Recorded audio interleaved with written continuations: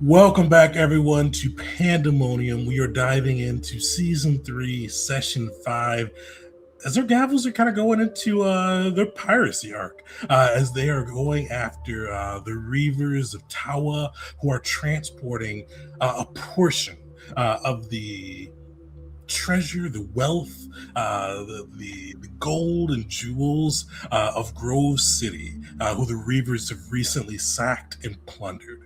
Well, actually, not sacked. They've occupied and plundered as they've taken it over and renamed it Reavers Grove. The party, given a hot tip by Elisa, the resident rogue, decided to ambush the Reavers galley ship as it's crossing some of the rough seas, making its way northward. The party wasn't able to determine what its end destination was. Though it looked like it could be heading towards Mokalin or Taish. It's kind of hard to say, but definitely on a northward trajectory from the Grove City or Reavers Grove, whichever regime you're going for. The party then has spent some time preparing themselves to go after, learning a bit about how the Reavers of Tawa operated, learning kind of a little bit about how they handle their ships, learning that they use an Inferno Dragon Turtle. It's called excrement, to be able to fortify their ships and make them fire or kind of lose the wood's innate fire weakness, because the Reavers love playing with flames when they fight. They learn that the Reavers often take kind of cut through difficult paths of water to make it harder for those to follow them, especially since they're usually plundering and running quickly. They learned that the Reavers usually also kind of have either smaller boats or nimble swimmers as scouts and kind of boarding parties in case they need it during their adventure. But the gavels, after preparation, kind of getting everything ready to go, set off, and the balancing act, making their way to the kind of the ambush point. We went through the first leg, and as a reminder, because it's been a couple weeks since we got to play, this is going to be kind of an infiltration chase mashup. There'll be awareness points for this, but the awareness points aren't for staying unnoticed, since you guys chose to kind of run them down on that side. The awareness points are seeing how much time the Reavers have to react. Because the final thing you all learned is the Reavers have a ritual, kind of ritual magic that they can perform to make sure that if they ever do get caught by someone they've recently plundered, they can't. The person that was plundered cannot get their treasure, their gold and materials back. It's a ritual that sends the treasure back to the dragon turtle the ship last docked from. So the gavels of Sarah got to run through the awareness points threshold. Because right now, luckily, you guys knocked out the exploration phase, being able to move through it without drawing any attention to you so far, with 0 awareness points. Once you get to 5, it's going to increase the DC for obstacles by 1. There's also going to be a complication that occurs at that point. 10, got another complication for that as well, with the DCs also increasing. 15, that's where the first tier is going to happen, where they're going to be able to utilize some of that ritual to banish some of their treasure, losing a quarter of the funds you all have been promised for the heist. 20, another half goes. And if you guys get to 25 awareness points, the full thing is vanished before you can gather it. With that, the last thing I remind you, it's been a couple weeks as well. This is going to be kind of a mix of infiltration, chase, and ship-based combat. You all will get a chance to try to, before you board, disable the Reaver galley ship, trying to take out key points of it along with its captain, to kind of win the victory condition. But each round after the first will tick up an awareness point as it goes through. So we're going to be pretty much a little bit of a hot start, but I do have some questions for each PC. But before we get into the questions for the PCs, Do you guys have any questions on the mechanics of how this will work? Because you. Oh, actually, one other thing. So you guys did kind of find them on the open seas. Learning a little bit about how the Reavers make pursuing them difficult.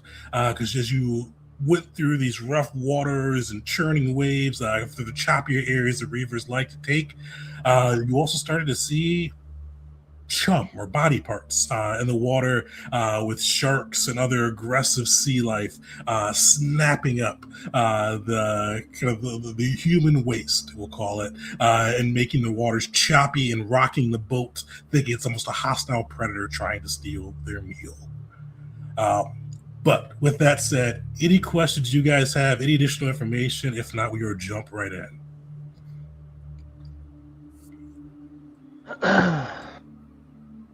All right. I'll figure it out. So, I've got a question for each of you, just based off of some events that have happened recently, because it's been a little while since we got to be in these characters' heads. So, wanted to kind of see where everybody is at so far. Does anybody want to go first?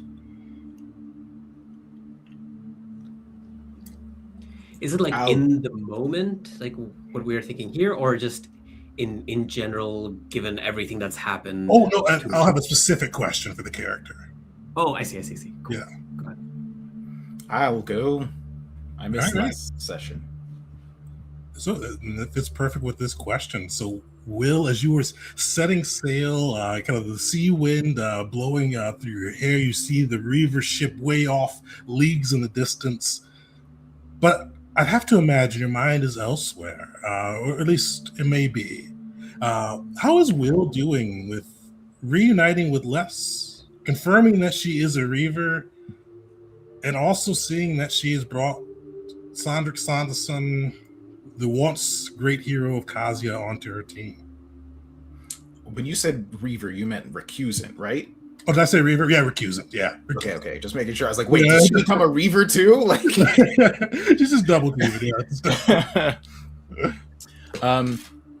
Will was very, very glad to see her, just to confirm that she is in fact alive. And he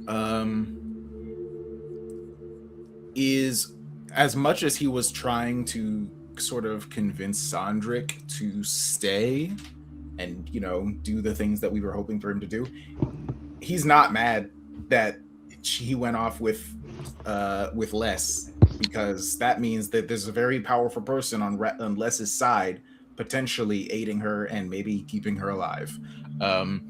So he is simultaneously relieved that he got to see her and that seems to be capable and in good hands. But still, anytime she's not in view of him, he's going to be a little bit worried about her. Especially considering, like, if she was just living a normal life, it would be fine. But she's intentionally living a very dangerous life, which is what has him so nervous.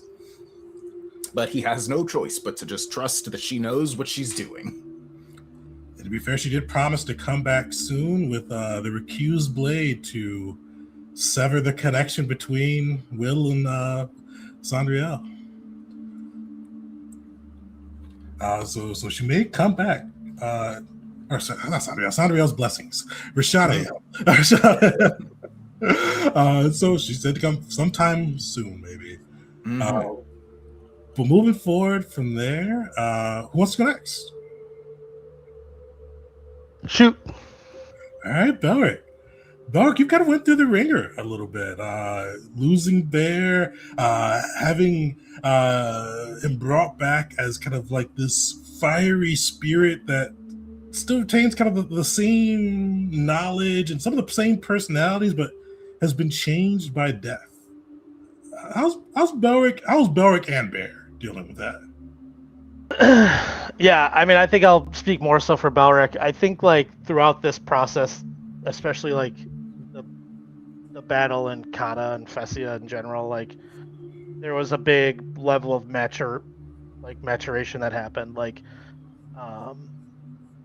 Jeet went down, Bear went down, like, he kind of realized, like, okay, like, this sort of adventuring is real and has, like, actual consequences, and definitely felt it with Bear, and even, like, things just are very uneasy between he and Bear. Like he tries to, I think he's trying to like be just be like jestful and fun with Bear, but that's just like Bear's just a different entity now. And I think like you're starting to see Balric even kind of evolve in that regard, where he's becoming a little bit more stoic, a little bit more jaded. Instead of like, I think in the past he'd be like, all right, see you guys at the bar, right? Now he's kind of like, maybe he's focused on like reading some of like Hira's writings and learning about that. So I think like there's kind of this, it's brought on this sense of maturing for him. And yeah, he's still learning about Bear and like how to react with him. So it's a work in progress. All right. Who's next?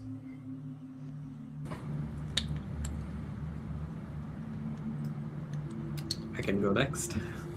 All right. Calistavaria, as you opened up to the group, or particularly to Wisteria, about kind of the trials of your people, it found an eager researcher on your side. How's Calistavaria feeling about kind of potentially uncovering answers that may, or not answers even, but kind of uncovering potential to be able to kind of help her people begin to once again repopulate rather than just continuously surviving, but then slowly being whittled down by violence? She is feeling now that a weight has been lifted off her shoulder that she didn't even know that she was carrying. The research part, yes, it's good to have someone who's particularly good at it also offer to pitch in, but it's just realizing that, she doesn't have to carry this responsibility just on her shoulder, and that this organization can kind of help her shoulder it. All of these things are changing her perspective like significantly, to the point where even though she lost Sandrick, she came away from that trip feeling lighter and more connected to the Gavels and more a part of the Gavels than ever. So regardless of like whether the promise of the research bears fruit anytime soon, she's just feeling connected, feeling like, I can lean on others, and maybe I should lean on others instead of making big decisions solo. Nice. Who's next?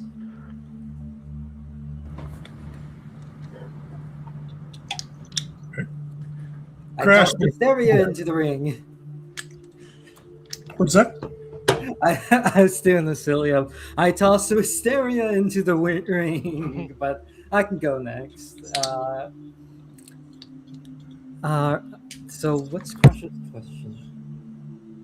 Definitely, and we'll do not this session, but a full dive into this a little bit later. But Crash had a meeting with somebody kind of before this encounter. How's Crash been changed? Is there any changes to his appearance, or what impact would you say it had on Crash? Oh, most definitely a change in appearance. Now he usually has those Hussar wings on, basically like on all the time. There's been a slight change in the colors of his metals, and there's been a keener acceptance in his eye rather than that cold calculation followed by a explosion of energy at random intervals.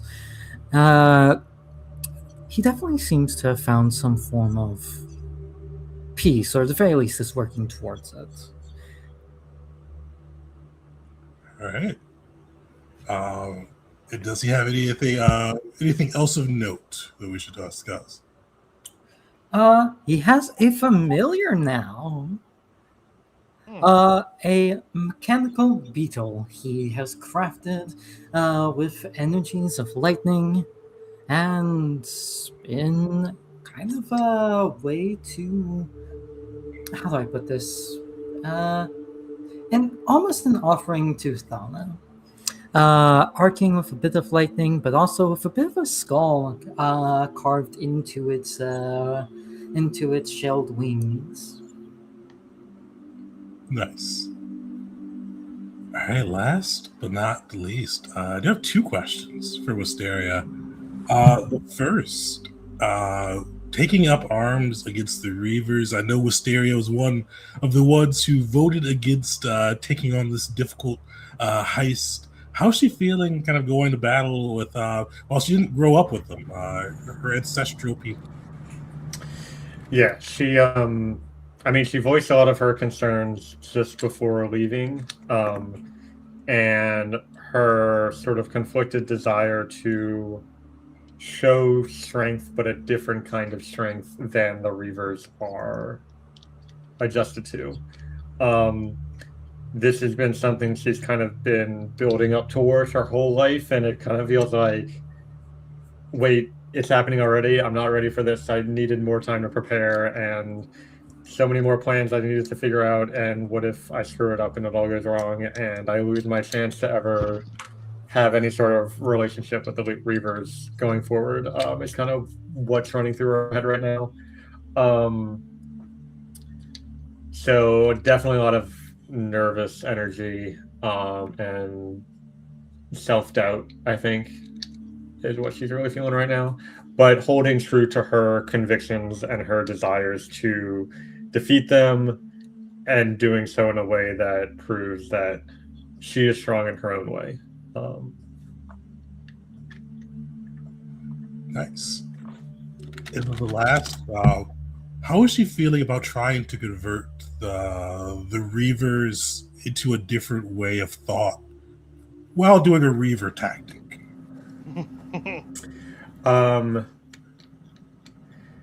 Yeah, I mean, on one side of it, she thinks that this as inevitable, like all societies and cultures change over time, and she's trying to become a catalyst for that sort of change in a particular way that she agrees with.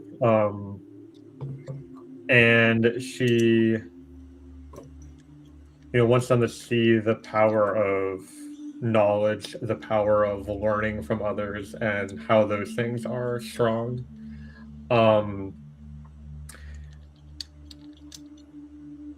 And a lot of that self-doubt comes from a realistic fear of it not succeeding or not being taken the way she hopes it does. But knowledge and learning changed her and her Reaver birth into who she is today. So she still holds out hope that it's a change that can happen to others as well. And then maybe she won't feel so alone. All right. Well, as we dive in, you guys are on the high seas. The water is choppy, wind kind of kicking through as the Reavers, as always, pick the most dangerous section of the waters to sail through to ensure they are not followed or met upon open seas. The Reavers being one of the one of Kazia's pinnacle sailing groups, for at least those above the waves. And you all kind of take a look, you see and catch sight of this Reaver galley ship.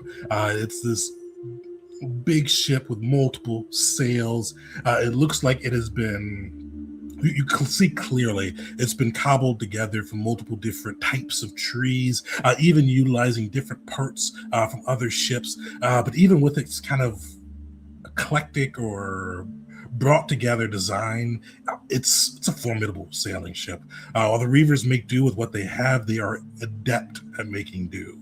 And you see this large galley in front, sailing through winds. The winds are kind of propelling it through the waters. And even with the winds going, you see oars dipping in and out of the waters as you kind of see it from leagues away. And we are going to be diving back into kind of this chase / heist on that side, as the Gavels decided to utilize speed versus stealth, especially when they've got their burning ship. They're kind of catching light on the ocean, reflecting bits of lightning from the dragon scales they've won through conquest. And you guys are racing towards this Reaver ship.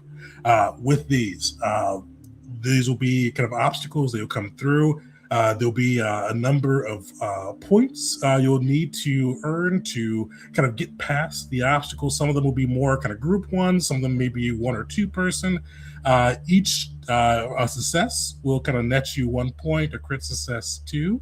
And then we'll kind of go through and see how you all handle this chase and some of the obstacles that come through and how the awareness points tick as you all make your way there. So let's dive in. So you actually, where's everybody at on the boat as you all are starting to kind of approach and make chase? I think it's pretty clear Wisteria is at the helm, holding the wheel steady and keeping us on course. You're on mute, Barrick. Check. Good. Thanks. Belric would be up in the crow's nest as usual, just doing his best to like keep an eye out, anything like tumultuous or even for those ships. Callistavaria is by the main mast, just holding herself and Dura steady, just waiting for an opportunity to let loose the explosive barrage. All right. Crash would be by the harpoons, having his own big weapon ready whilst the red shirts work around him. I think Will would probably be close to the helm as well, acting as a sort of backup for Wisteria. But he is standing close to like the stairs going down, in case he needs to go down below deck and help with the rowing. Perfect. Well, as you all go through, the first obstacle is to run down or to get close to the Reaver ship. As you all go sailing through these choppy sprays of this rough sea, it almost seems like the water itself seems to be resisting the craft as you all try to make your way closer. This will be a group check needing 8 points to be able to succeed. As you all are going through, how are you helping the balancing act kind of make speed, gain ground on this rapidly kind of moving Reaver ship? How do you approach it? Some of the suggested skills, but definitely not all. Kind of piloting, sailing lore, nature, athletics. But you could definitely make a case for something else as well. And no 2 people can use the same skill. What do you all do?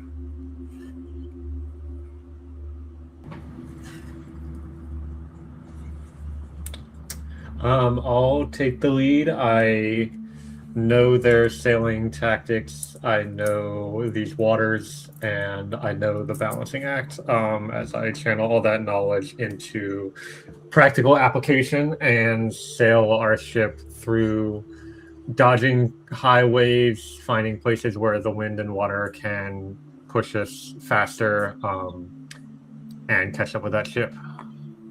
All right, give me a piloting check, and these will be DC 33. I'll use the hero point on that.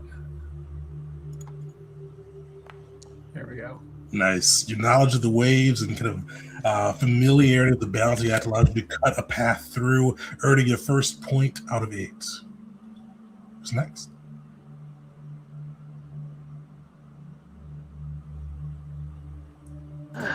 I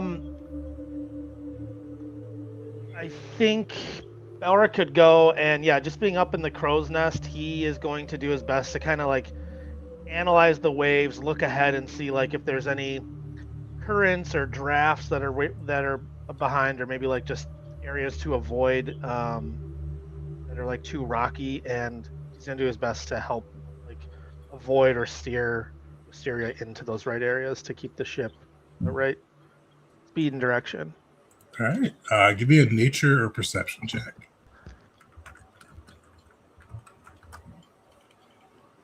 Right. Nice.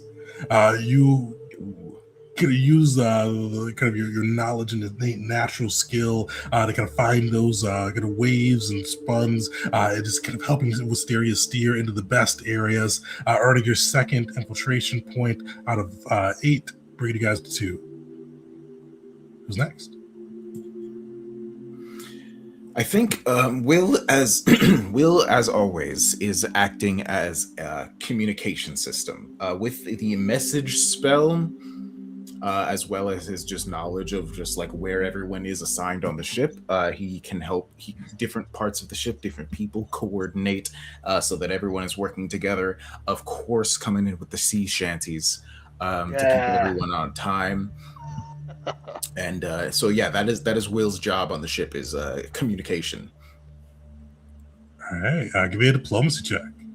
Oh, sweet.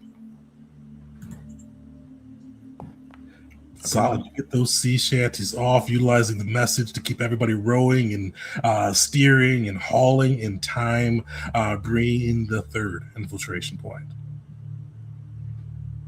Nice. 3 for 3.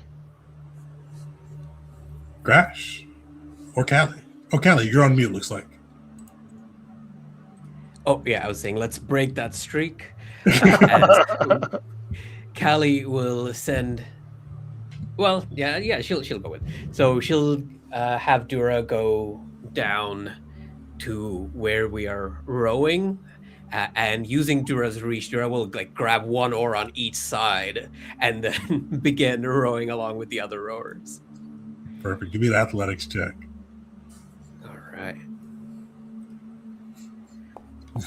Oof. No!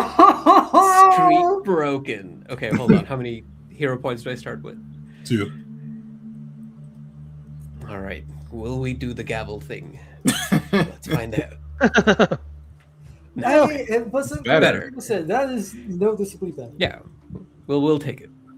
Better on that side. Unfortunately, Dura, as she's rowing through these waters, are choppy and kind of the both arms. She's getting some good distance, but it's just difficult on that side. Kicking up water and just making a stir as she's trying to help roll through, earning the first awareness point for the party. You got 3. Who is next? You know what? I'll go next, because I know what I'm going to do for the ship. All right. I'd like to roll explosives lore for this reason. Crush activating the nitro for the ship. Basically, a bunch of controlled explosions towards the back to give us quite a bit of momentum. Nice. Go for it. Wow. Hell yeah. Perfect. You're able to time those explosives, get them off, getting the group needed boost as you all pursue a little bit closer towards the Reaver ship, putting you at 4 IP points. Who's up? And I'm going to lower that down from 8 to 6. Leave you guys just another 2 that you need to go through to get this obstacle. Who's up? We're drifting. We're drifting. That's phenomenal. And also, I want to briefly say, for the explosions, since it's possible with the alchemical stuff, they're going to be lightning explosions to go with our ship that's crackling with lightning. Nice. Who's up next? We all went cycled through, right? Yep. Okay. I can go again. I think like seeing that Wisteria's piloting correctly and that she's on the right trajectory. Balric's gonna do his best to like kind of very agilely like go from each specific sail and maybe like move it a little bit, and like the main sail I'm going to move this way to the left a little bit, the spinnaker I'm going to move to the right a little bit, so he's just going to be like agilely going between sails, like pulling things and then just like jumping over and doing that. I'm hoping to do an acrobatics check, but yeah, that fits as you're kind of going through the rigging, kind of bouncing through. Yeah, the rigging, that was the word I was looking for. All right. I'll re-roll. how many failures do we need?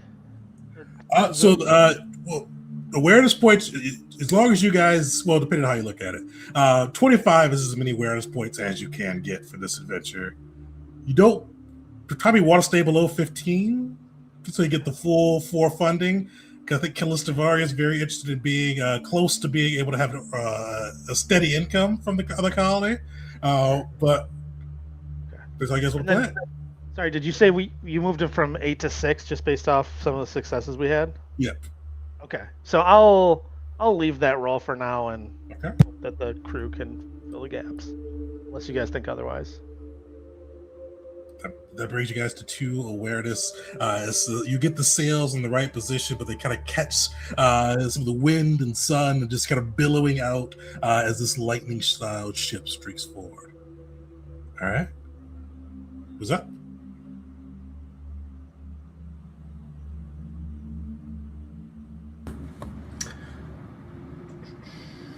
I will try to use my knowledge of the Reavers and their tactics to kind of predict what directions they're going in and sort of start to like cut them off ahead of their movements and position ourselves to where we can take advantage of that positioning, just knowing what they're going to do. And I'd like to roll Orc Lore for that. Go for it.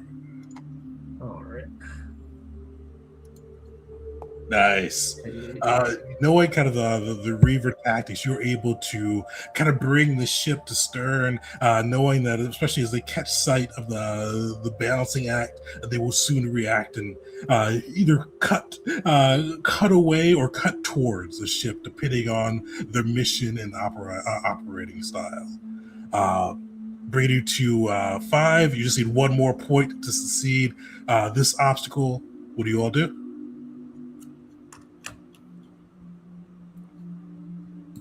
I think Will sees a sailor, like, he shouts at a sailor, like, get up there and trim that sails, soldier, and then sees the person start climbing up the mast and just says, hold on, I can do it faster myself. And he pops out the wings and just flies straight up to the top and starts tying a knot. How do you feel about me using sailing lore? Oh, yeah, sailing lore. Be fine, yeah.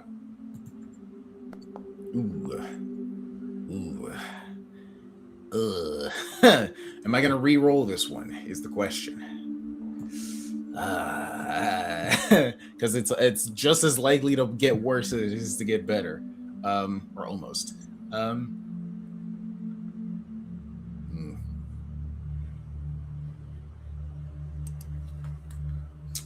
I mean, I think I gotta go with it. I'm going to try for the hero point because... Okay. If we continue to go into another round, I'm going to quickly run out of skills to use. Worse. All right. So, unfortunately, you bring another awareness point in as you fly up there. Just kind of your angelic wings bring some additional notice from the Reaver ship. Who could bring us home on this one? Okay, I will. 30-foot emanation. Yeah, I think that's good enough. Everyone take cover. God. As I will. What do you mean? Activate my once per day relic, which I haven't used yet, I think. Okay. To bring a lightning storm. As I will get like winds to propel the sails and rain to cover our approach and random lightning strikes on people who are on the deck. Oh no. Give me a nature check. And yeah, sorry people. Is this a once per day activation, or is this what you could do? It's a once per day activation, yeah. Take a +2 circumstance bonus. All right. Oh no. Relic bonus.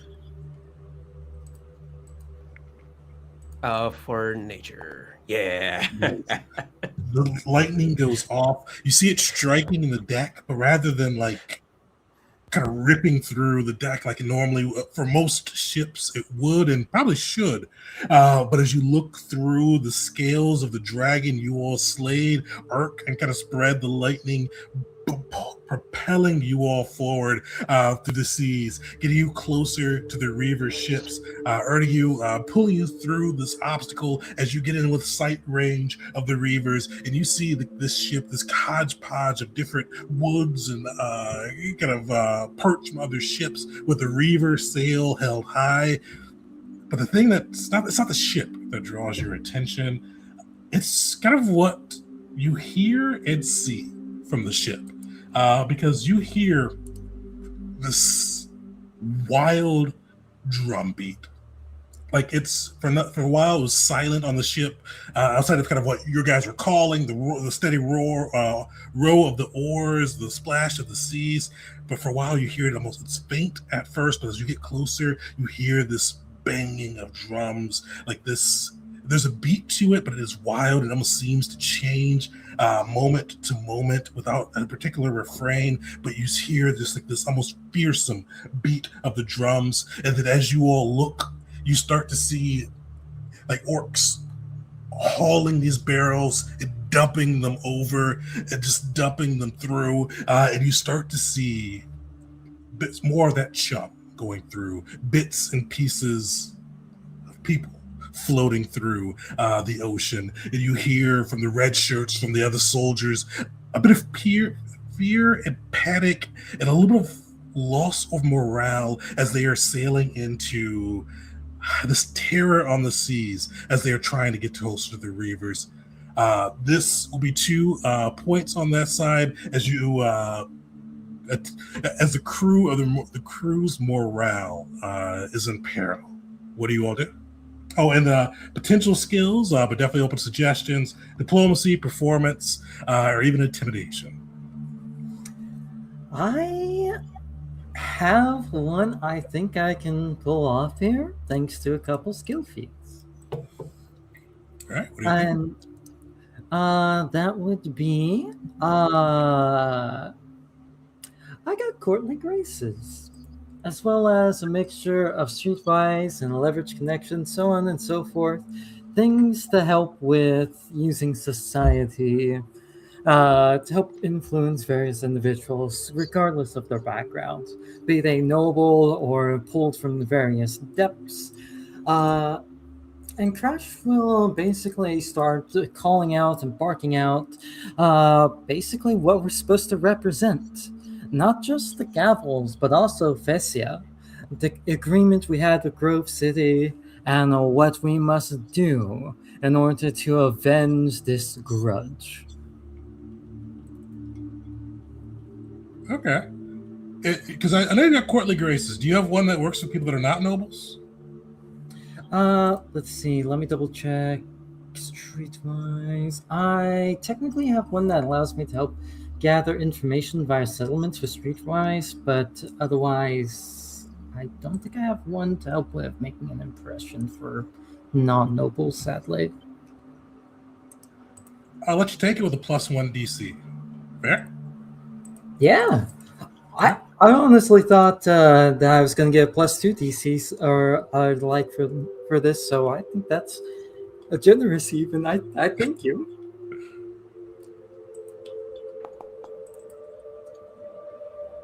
Nice. Yeah, just made it.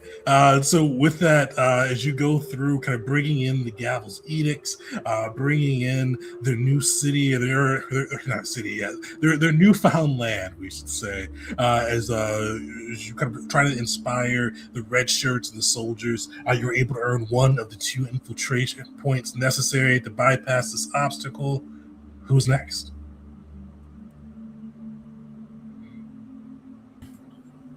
Well, I suppose inspiring the people is my job.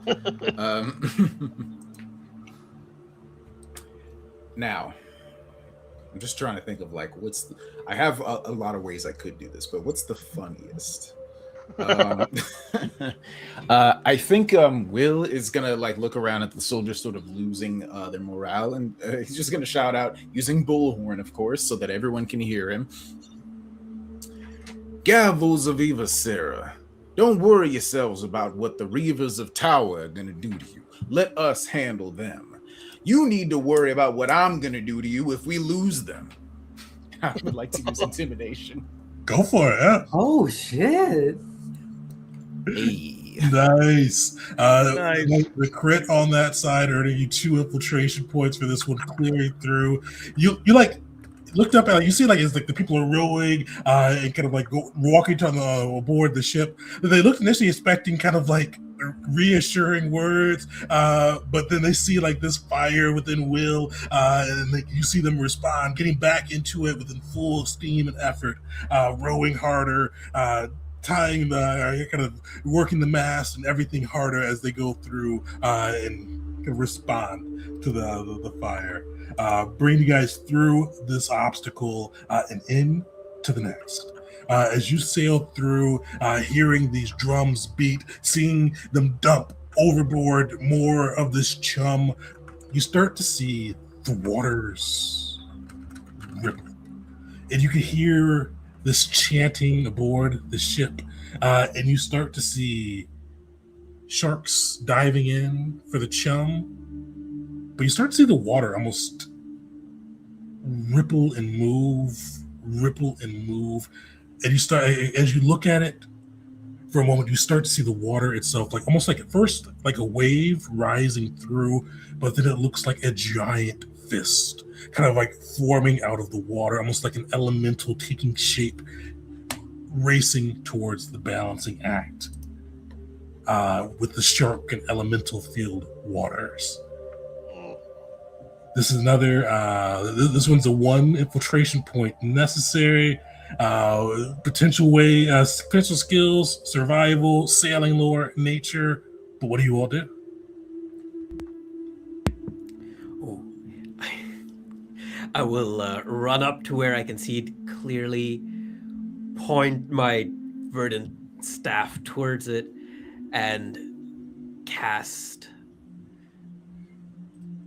lose the path to just divert it just off of our ship and have it rush in another direction. So that's like the flavor of me using nature for it. Perfect, go for it. Nice. You gather the magics around you, and you're able to kind of just outwill this other caster and these beasts, kind of shooting the wave and pushing away the sharks and the elementals that plagued you guys, pushing you through this obstacle as you get closer and closer to the Reaver ship. As you see, as you're getting kind of within range, you hear these drums continue with their crazy staccato, and you start to see tiny points of fire in the distance aboard the ship. Like it looks like little eyes of fire, and then you see a big eye open up of fire. And you see the drum beat goes, and you hear it kind of faint from where you are, but this man must have been bellowing it for you even to hear it at all. You hear loose. With those who speak Orcish, hear loose. As they go through, and you see these tiny points of fire erupt, and you start to see arrows arcing through the air, burning flames attached to them, and you hear this harumph as this giant burst of fire arcs out along with them. You see the flames and fire heading towards the balancing act. Some already impacting nearer and into the hole. This would be another Group 1 5 IP to get through with potential skills, piloting, crafting, acrobatics, perception, arcana, to try to steer out of the flames or put out the flames that land. What do y'all do?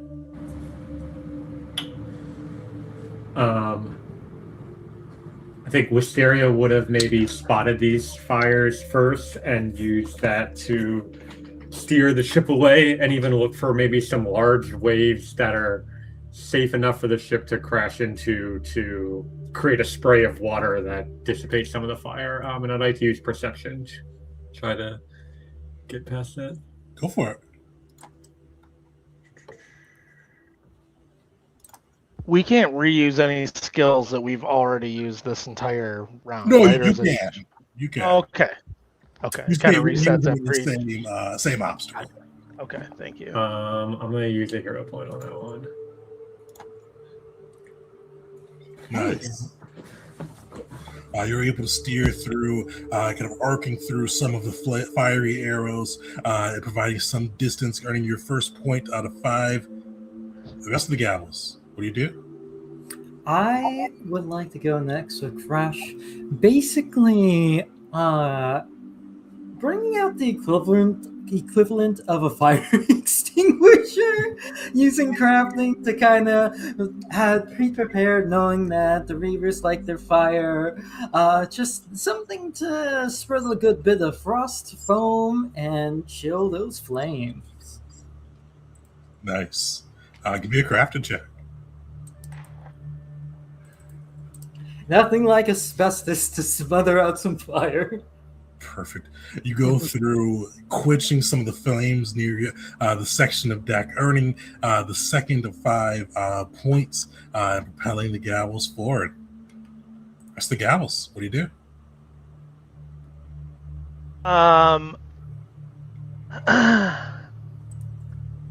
Belric he's gonna continue like going between sails. He's gonna be like almost like Tarzan on some of these like ropes and lines, and like as some of these arrows fall, he'll be like swinging towards them and like trying, like almost like in some cases like swinging off the ship with a bucket and like filling up the bucket and then like landing and trying to like put out the flame. So like strategically, like again, swinging around the ship and putting out flames as needed. Nice. Give me an acrobatics check. All right. Why can't I find this? Hold on, sorry. I want to point out so far, these checks to put out the fires have been particularly badass. We got Belric swinging like a pirate, Wisteria drifting your ship into some waves, and then Crash with the fire extinguisher in the background. Perfect. 33. That's just enough. Yeah, with Belric, you're flipping through, kind of utilizing the ropes, diving into water, putting out flames as the arrows land, earning the third point of 5. Will and Callie, what do you do?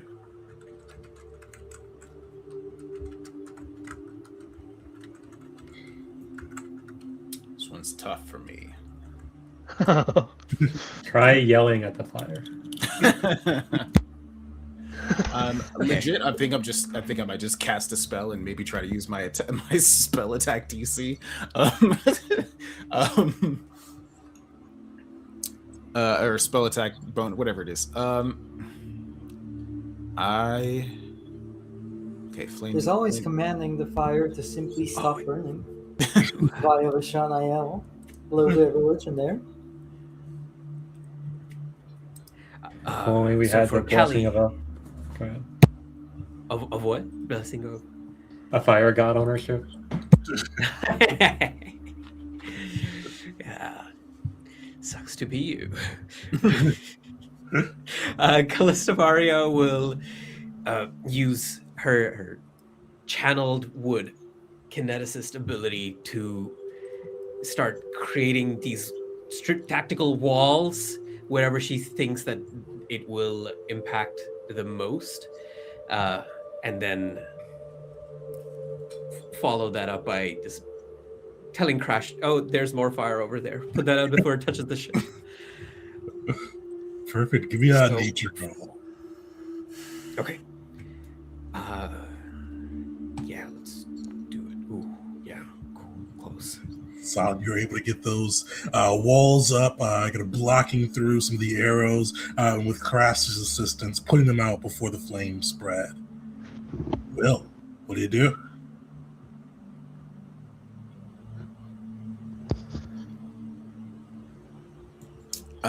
I'm thinking it might be time to just I think I would like to oh, no, that's not gonna work. I mean, I suppose it's just a matter of starting the fire brigade. So I'm thinking maybe calling out to the Gavels, the ones who are not active sailors, the ones who aren't needed necessarily to keep the ship moving, and getting them on fire duty, essentially. Okay. Give me a diplomacy check. Okay. Sweet. You're able to organize the Gavels, helping them get into position to put out the flames as the balancing act sails through, getting closer in near distance to the Reaver ship. You see, as you all look through, the flames put out, but you do see burns in the sails, scorches along the hull. You see the ship is not in its peak condition as you all are approaching a battle with the Reavers of Tawa. It's time to patch the sails and batten the hulls as you all prepare yourself for combat. This will be 2 points needed. This can be crafting, athletics, acrobatics, or if you can make a case.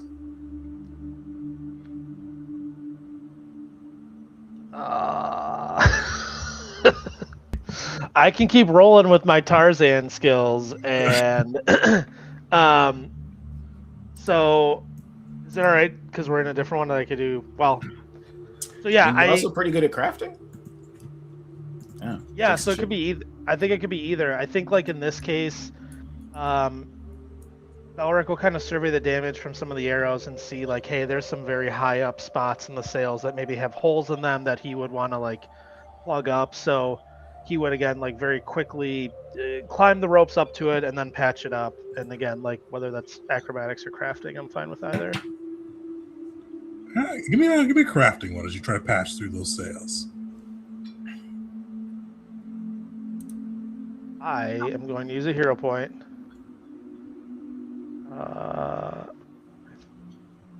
do you guys re-roll? If you right click on it. Right click on the number. Mm-hmm. Re-roll using hero point. Roll. Wow, that's rough. We did the gavel thing. Ursa Viva Sarah. Okay. Shit. That is not by the same person, but the third nat one this session.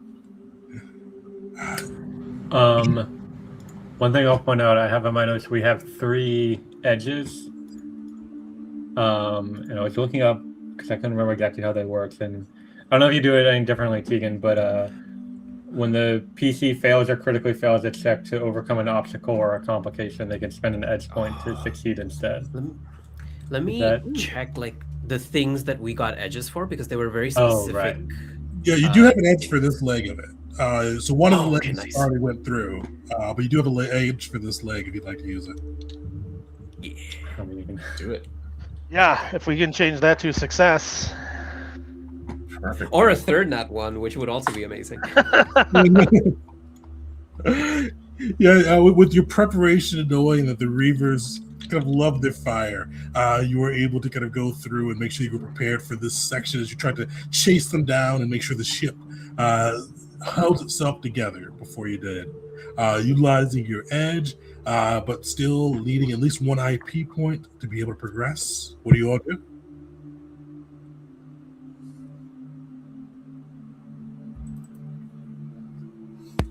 Oh, right. What's his face? Dura. I'm unmanifesting from below, remanifesting up above, using focus point to make Dura huge. So Dura's this like holding masts and things together and putting out fire with just her tentacles, vines. Vines and shrubbery. So just trying to hold the ship together with muscle, fiber, and willpower. All right, give me an athletics check. Yeah. I think athletics and fortitude are close to each other. Athletics is better. I will use my second hero point.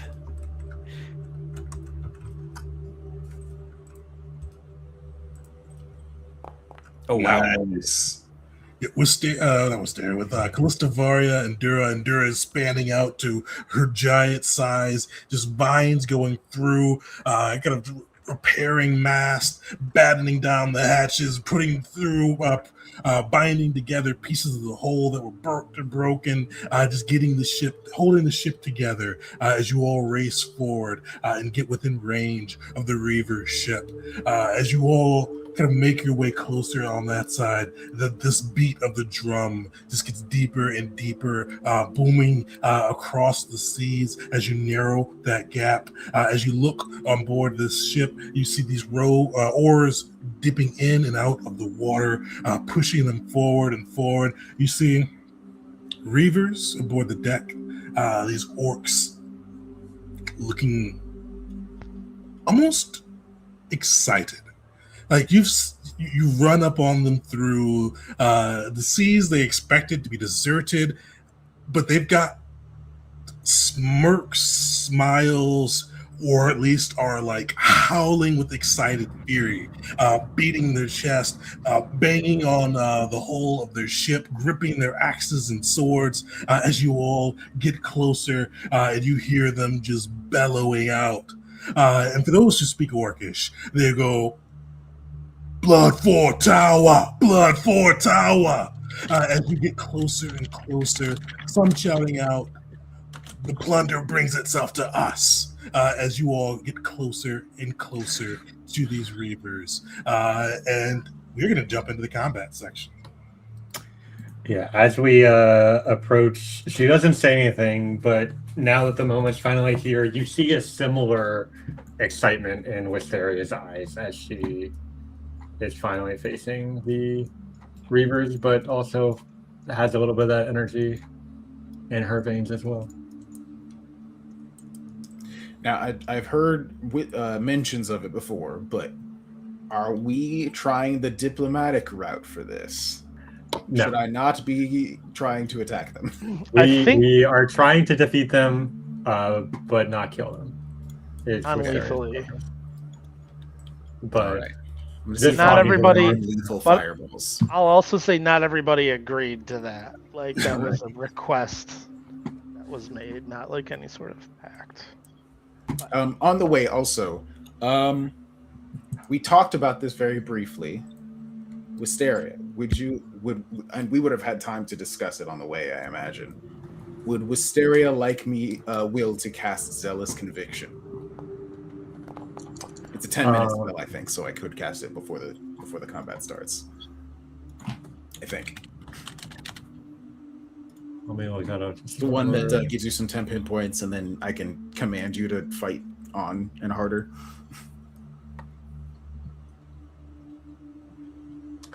Yeah, I think so. I think she trusts you. She trusts you more than she trusts herself when it comes to this situation. Okay, well, now I need to confirm, because now that I think about it, we've been in kind of like a tense situation here. Would I have had time to cast a 10-minute duration spell before on the way over here? Yeah, you guys mentioned that one before, so I'd let you cast that one spell. Yeah. Cool. It is a scroll that I have that I've been holding on to a little bit. So, Zealous Conviction. Wait, Beshnit is here. Oh yeah, on deck are Elisa and Beshnit, kind of helping to work the guns. Oh shit! All right, so on the way over, Will just shouts out, holding up a scroll and sort of reading the words from it. It says, "Today you will not fall, for you cannot. I say by divine decree." And then the scroll sort of turns to dust, and everyone around me gets a little boost. So don't forget to drag it onto your character sheet.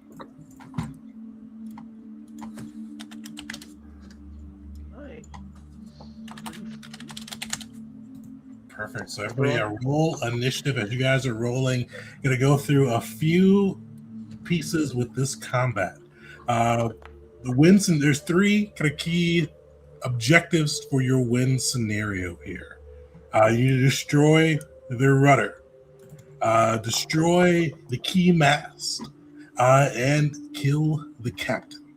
Once you do that, we'll narratively wrap up the combat on that side. But you need to do all three to be able to kind of end the fight. With that, this vehicle rules will apply as you guys are in your boats sailing through. And what else? Each round, the awareness points will tip up after the first. Any questions before we dive in?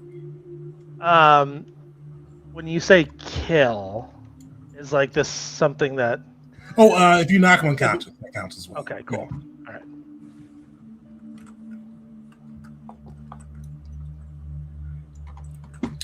I know some of you guys bought non-lethal gear. For those without non-lethal gear, unless you do have actually, yeah, this is non-lethal gear. You will have a -2 to your attacks, and most spells, unless you've got the non-lethal shape, spell shape, are lethal, I should say. So keep that in mind that is the group's objective. But otherwise, we can kick it off. So Wisteria, you are up at the helm of the ship. What do you do? First thing I want to point out, last session we got a hydrodynamic rudder, and I don't think that's in the speed in the balancing act stat block. So right now it's 20 via sail, 30 via road, but I think both of those are increased by 10. Yeah, you can up to that. Okay, cool.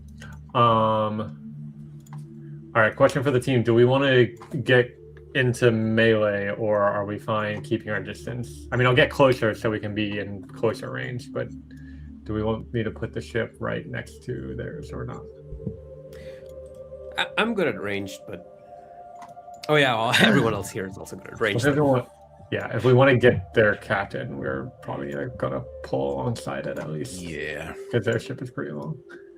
All right. But if sorry, I guess I do have one question.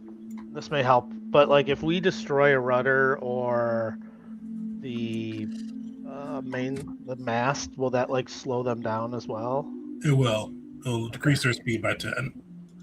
Both of them are done. Their speed is shot. Mm-hmm. One more question, Tegan. These I see the three sort of like icons on theirs. Is it safe to assume that the top one is the rudder, the middle one is the wait, no. What are the three icons? So you guys saw a little bit of this during the objective. Actually, I should describe this a little bit better too. You see this almost cauldron looking steel contraption, and you see it is decorated with runes and sigils around it. You can see smeared blood kind of on different areas of the exterior, and you see bits of ash circling through it. It's a kind of a cult siege weapon the Reavers use. But the other one is the one at the front is the mast. The one at the back is the rudders. Gotcha. And the captain is here. Why is it not? There we go. The captain's in the middle? Oh, okay. He's not sailing, yeah.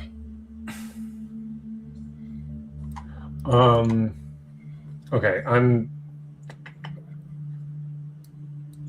I think I want to do 3 actions of just moving the ship. But I think I always get confused by this. I can do a 1-action drive, which is a piloting check to move the speed. There's also a 3-action drive, which is a -5 penalty, and move up to 3 times its speed. But is there a reason I can't just do the 1-action drive 3 times? I guess I have to make 3 checks. Yeah, so I think with this one you can only do it once. I believe it has a flourish check. Let me pull it up. No, I don't see the flourish trait on this action. Because I believe you can only do it once per turn if you don't do the multiple action.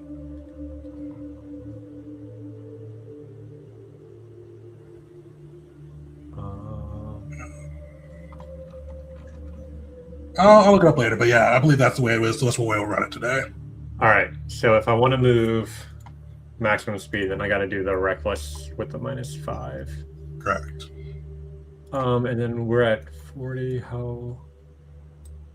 I think I'll These are do. sloppy water, so the DC is 28. Okay. I think I'll just probably do it a little bit slower then. I'll do the 2-action drive, and then I'll do a. All right. Well, let's start off with a person of interest on the captain. And then I will. I mean, I'm not going to attack him, but I'm going to devise a stratagem on him. And then. Where is. The captain's the one in the back with kind of like the blue. No, in the middle. Oh. Okay, cool.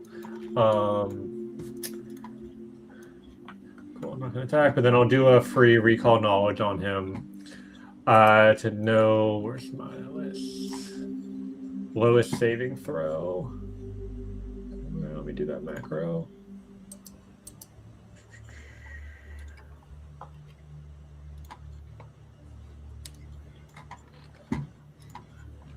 Perfect. You will succeed. His lowest one is will. All right. Yeah. I'll share that information with the party, and then I will do.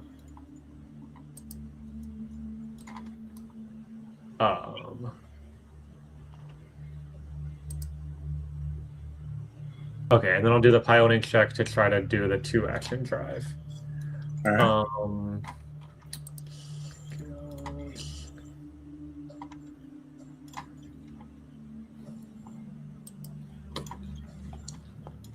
Sweet.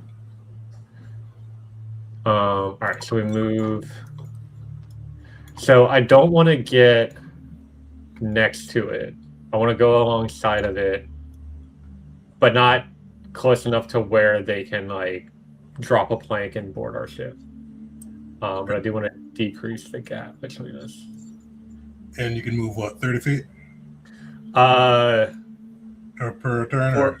I get to move 80 feet total because it's twice the speed, and the speed is 40 with the bonus. All right. I believe this is where you'd wind up. You guys may need to readjust yourselves. Wish there was like a vehicles tab so you can just move everybody all at once, but they don't have that, unfortunately. Sweet. Yeah, you sail through, getting closer to this Reaver ship. You hear the pounding, hear the excitement as you all get nearer, and the Reaver borders are up. You see this kind of tattooed up orc, pale skin. He's got like these blood red tattoos across his face and arms, holding an axe in one hand and a gleaming ring on his other. And you hear him just pound his chest before doing a perfect dive into the ocean. Get an acrobatics check. There we go. So you see him dive into the ocean. First action. Second action, he is swimming through dolphin-like speed, arcing towards the balancing act. Third action, he is going to start climbing. You see his ring gleaming as he climbs through, and he gets 15 feet up on the hole. And this guy's going to pretty much do the same thing. Except he does take some damage as he falls in. So he takes, what's that, 6. And then he is going to swim towards the hole. He's going to go to a different spot, though.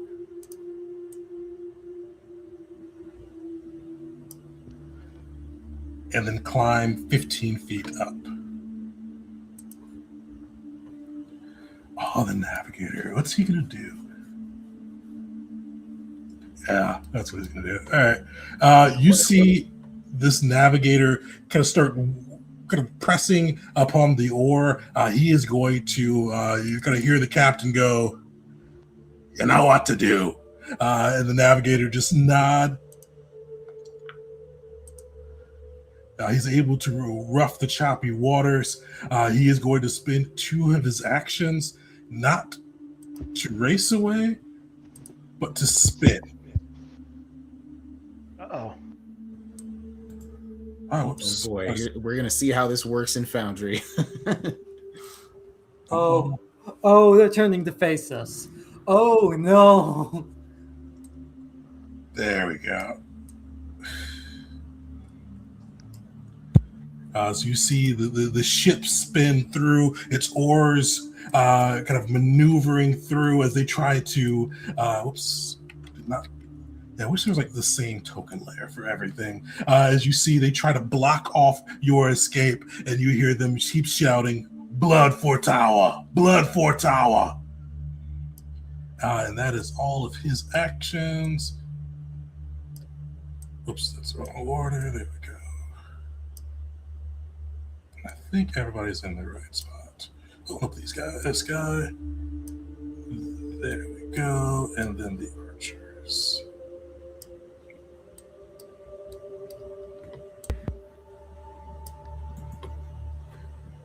All right. That is the navigator's turn.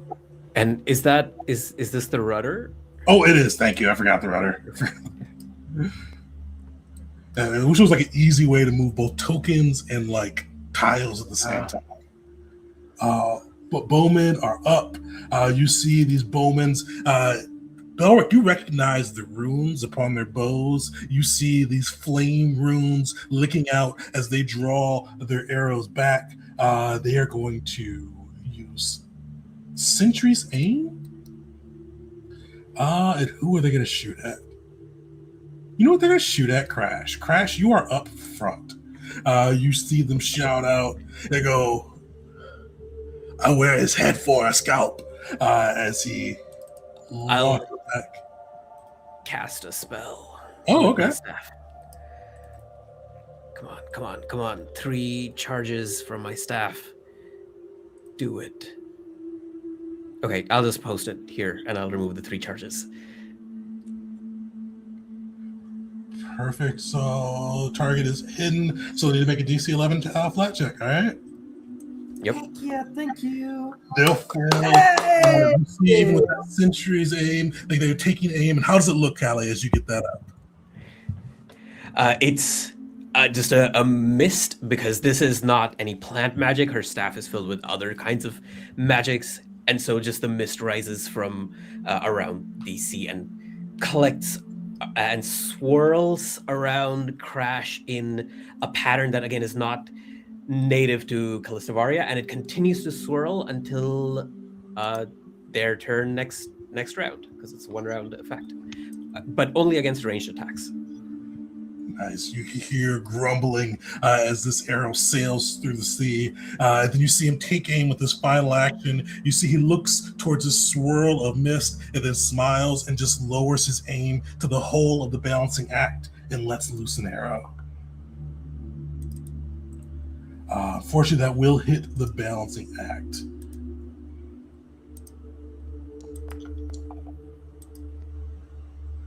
As you see that arrow plink into the ship and fires burning through. That is his turn. The other guy, he's just going to shoot Elisa. You see kind of Elisa as he goes through, arrow notched towards her. He's going to do the same thing, Sentry's Aim, bringing up his bow, letting loose as he takes a shot at the thief.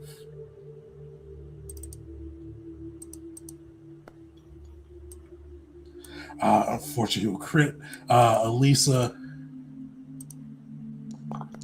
so you see him draw back, arrow launched through, striking into Elisa for 49 damage to Elisa. And then with his last action, he is going to kind of do that same little sickly smile, take aim, lower it, and then take a shot at the balancing act. And we'll just hit.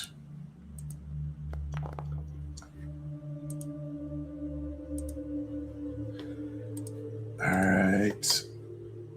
Beshnit is up. What would you like your standard bearer to do? I think to start off with, he would want everyone to get in position, so he just starts shouting for everyone to hear, "Advance! Advance! In position!" As he waves the flag back and forth, and he's going to use Signal the Advance.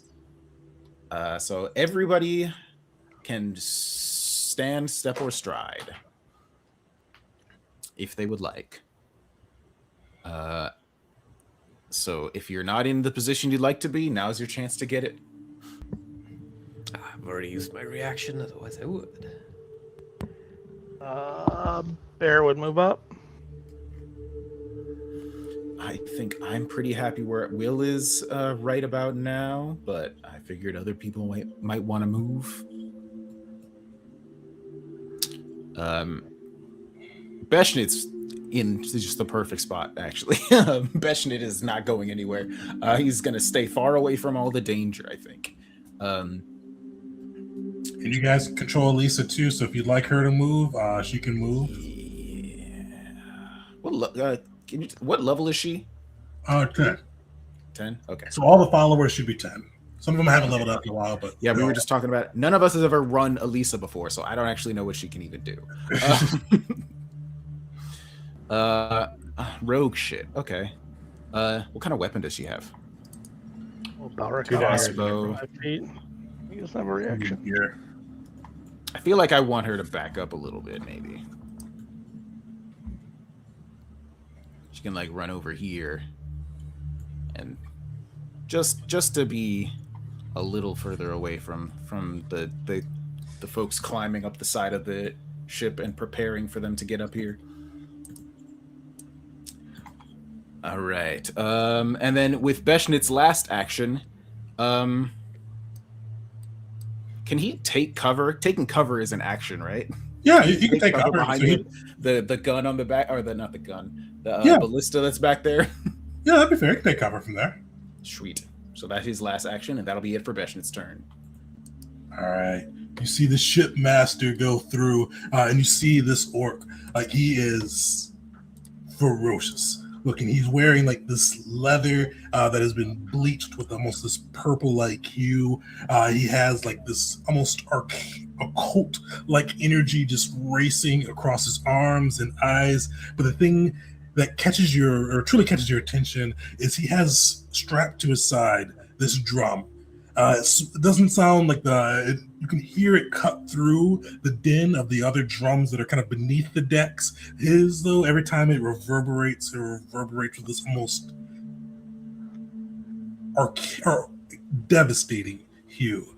And with that, he is going to quicken cast, and he is going to, I think that's in range. Cool. He is going to quicken cast Knock Heads, which is a fun occult spell.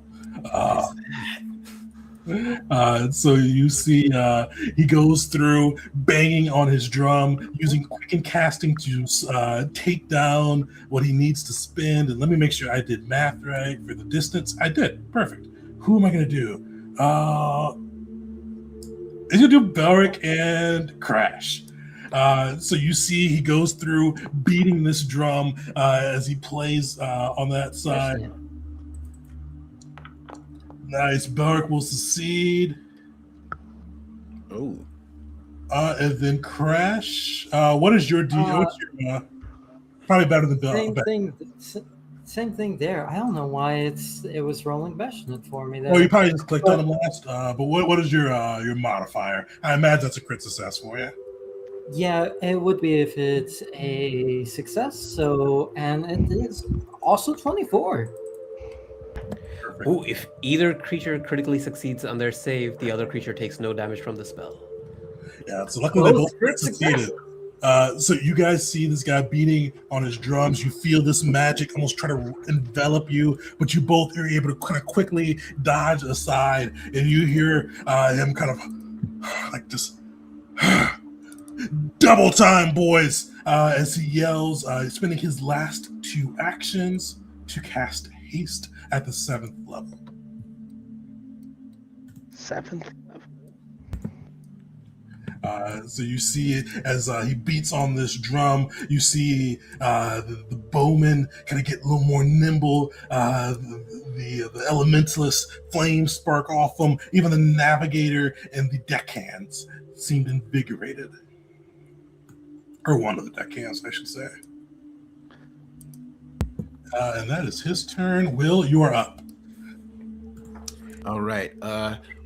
Callie and I share a look for a moment, and I am going to delay until after her turn. All right. Barak, you are up.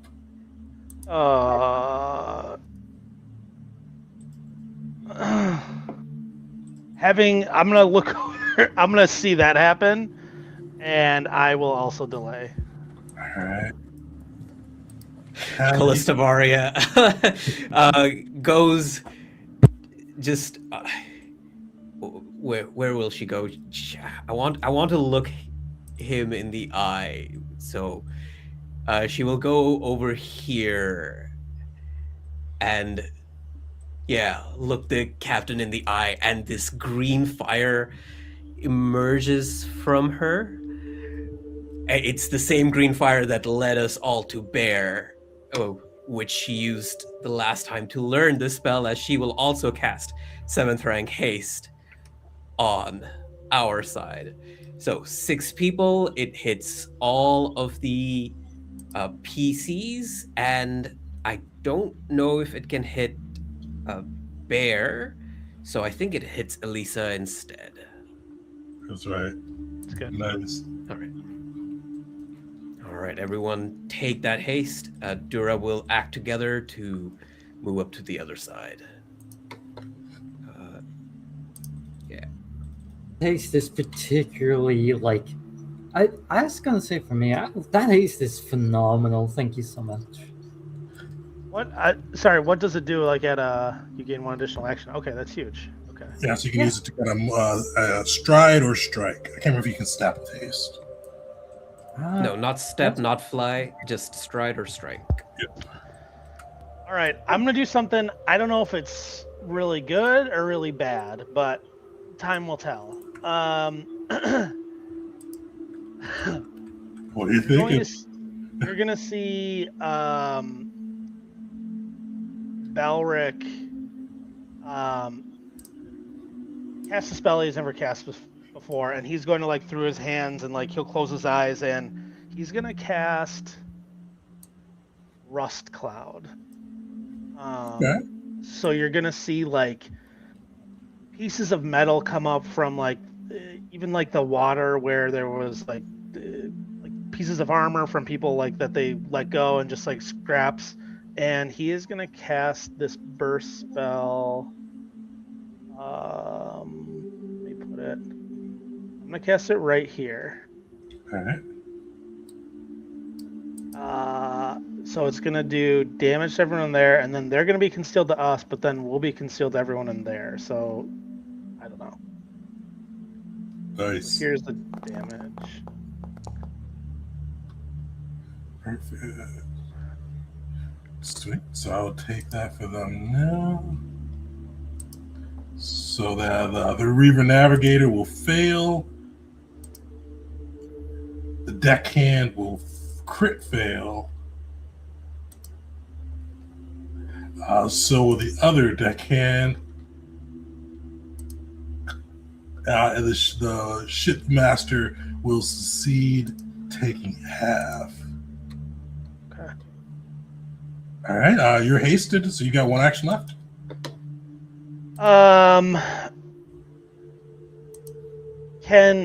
So this guy's still over the edge and climbing up. Bear wouldn't be able to strike him till he's on board, correct? He's still 10 feet below you, unfortunately, so Bear doesn't have that type of reach. Yep. Okay, so for my free action, or I'm sorry, for my final action, I'm gonna cast Hunted Prey. I have to do it on. I'll do it on 2 of these: the Elementalist. And Fortunately, you wouldn't with the hasted action. You wouldn't be able to do Hunted Prey.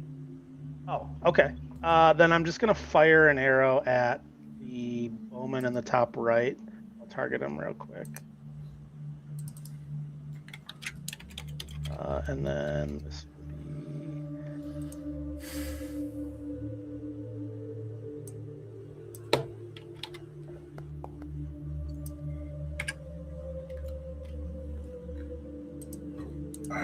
I only shoot once, right?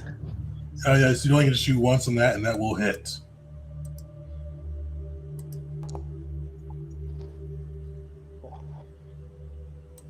Nice. You see an arrow lodge into his side and burn and acid eat through its armor. Nice. All right. Will, you're up. All right. Anything Bear can do? Or you got a free action for Bear? He's just going to chill there, yep. Yeah. Okay. Will is going to start off by doing acting as a siege weapon to try to disable the enemy ship. So, first thing he's going to do is cast Divine Immolation.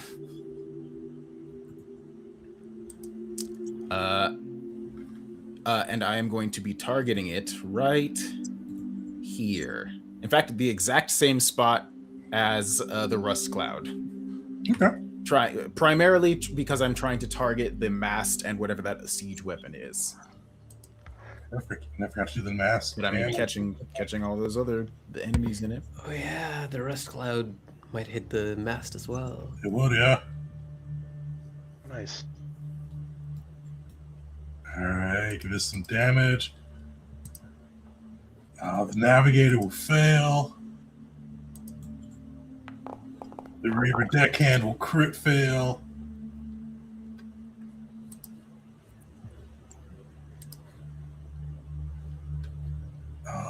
And the Shipmaster was prepared for this one. All right. All right. But like I said, I'm just mostly trying to take out the mast.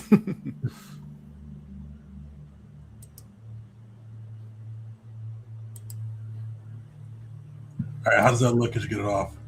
So Will reaches a hand up to the sky, and it looks like he kind of pulls it down. So there's just like a column of flame that shoots straight down from the sky. And don't forget that it also does the persistent fire damage later. I think it probably already did that for them. I don't know.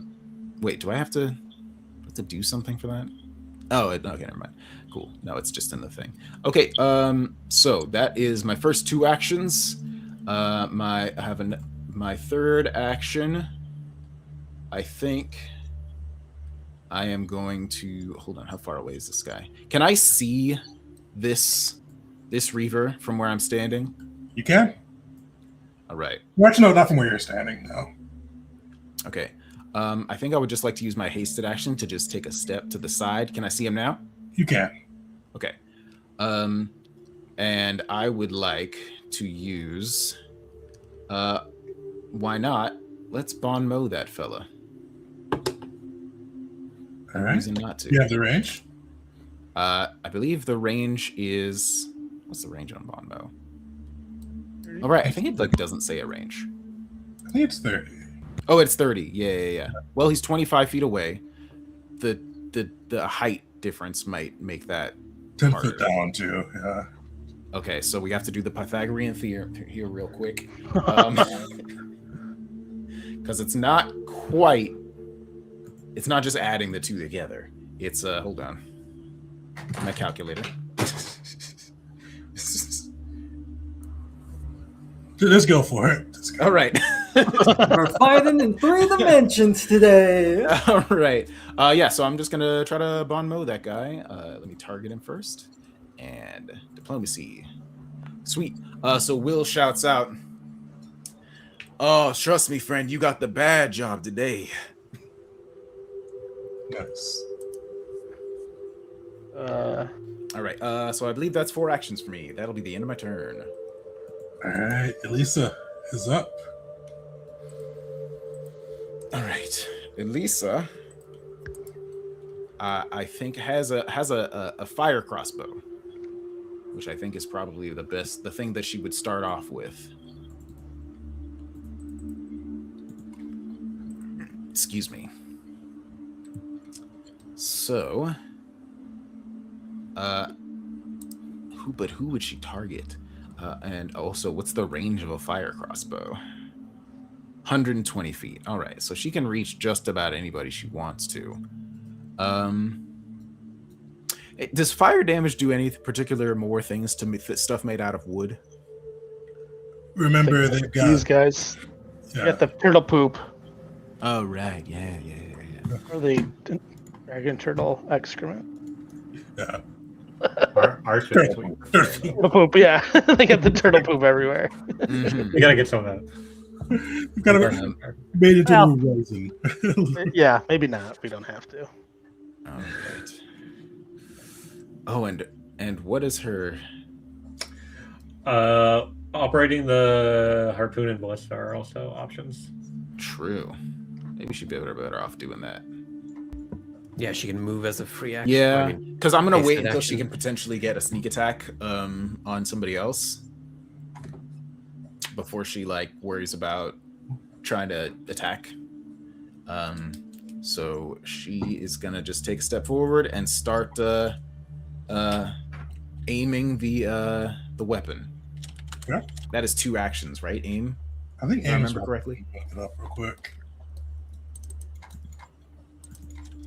Oh yeah, aim is. Oh no, aim is 2. You're right. Yeah. Okay.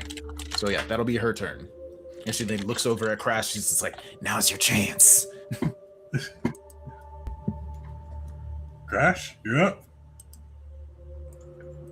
All right. All right. Admittedly, I have a really funny thing I had in mind.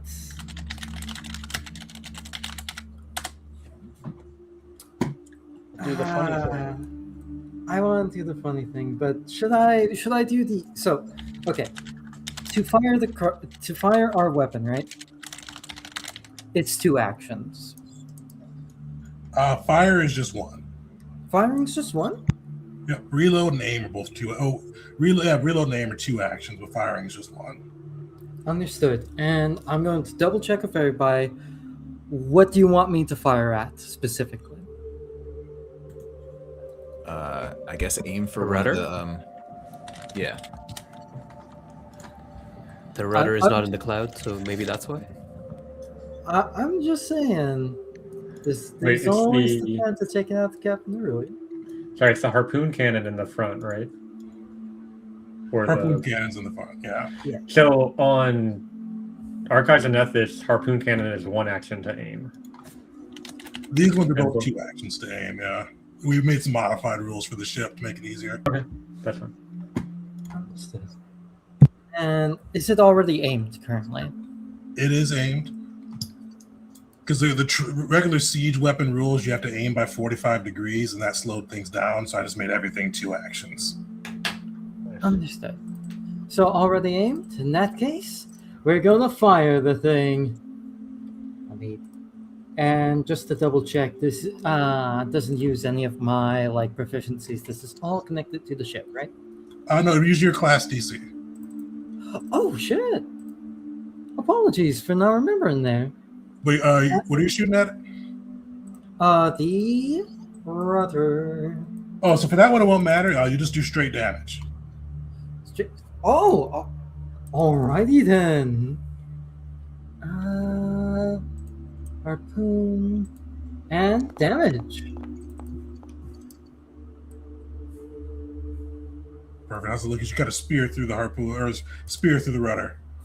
Got it. As Crash gets up by Elisa, he just with one hand turns the harpoon and lets it launch, and there's just a boom, followed by a massive crash in the water, crack of wood, and we got the rotor. Maybe not all the way, but a good chunk of damage. And then, in almost comical fashion, we are going to 1 action stride. This gives me view of the orc right there, right? The one that got... And he was the one who got bon modded, right? That's right. Mm-hmm. Quick draw! Dread and Pule!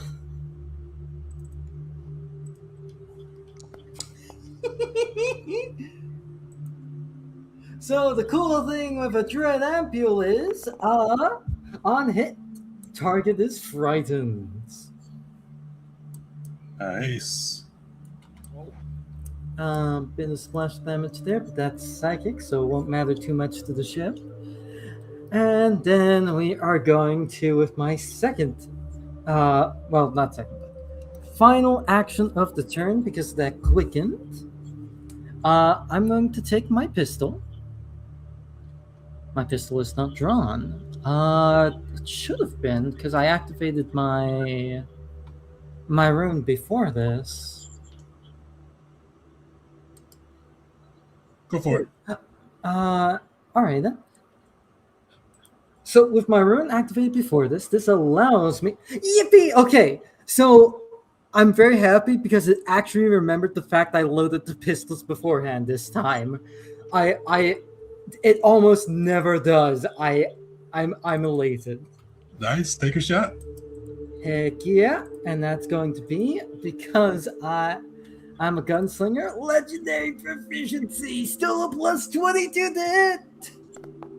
Nice. That'll hit. Yeah, give me some damage. And, yes, indeed. And since it's the Mercy rune, this is non-lethal damage. All right. Perfect. It is the Elementalist's turn. You see, kind of boldened by the quickness the captain has provided, they're also going to do their own quicken casting as well. You see they gotta gather their elemental energy around them. You see fires sparking off their skin as this orc smiles through, wearing like the pelt of a wolf over his head. You see his hands reach up into the sky, and you see this almost second sun form and enshroud the balancing act. He is going to drop Sunburst.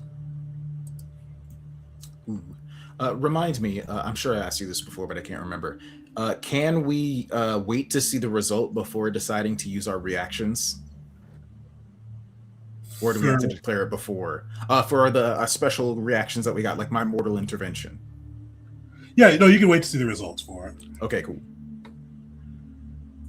Oops. So he drops that through. Let me move that slightly. So everybody give me a reflex saving throw.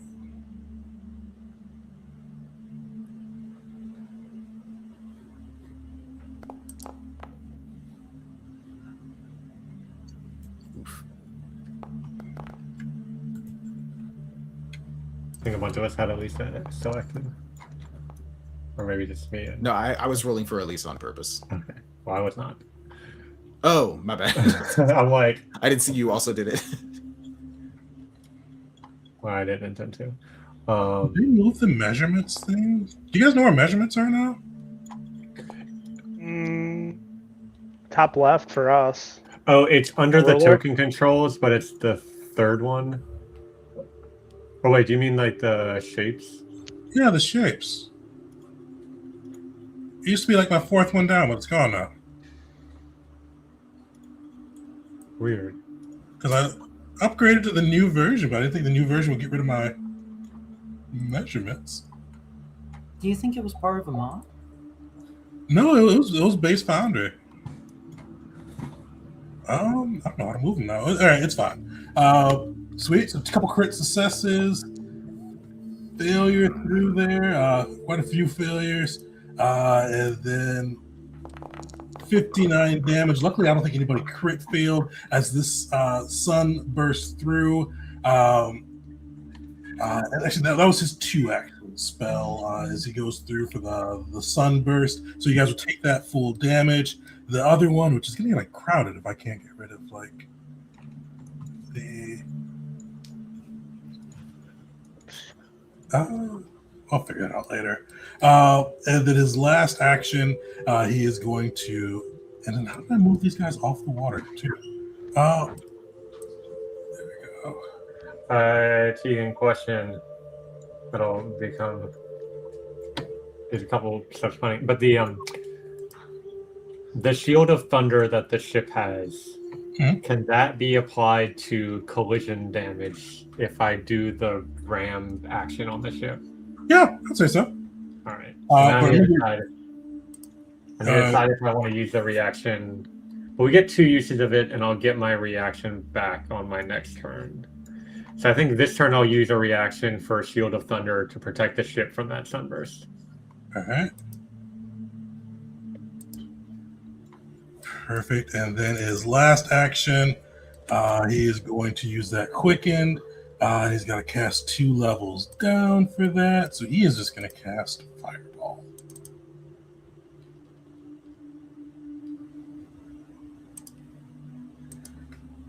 And he's going to cast that at the back end of the ship, catching Will, Beshnit, Wisteria, and Belric. Give me a DC 33 reflex saving throw.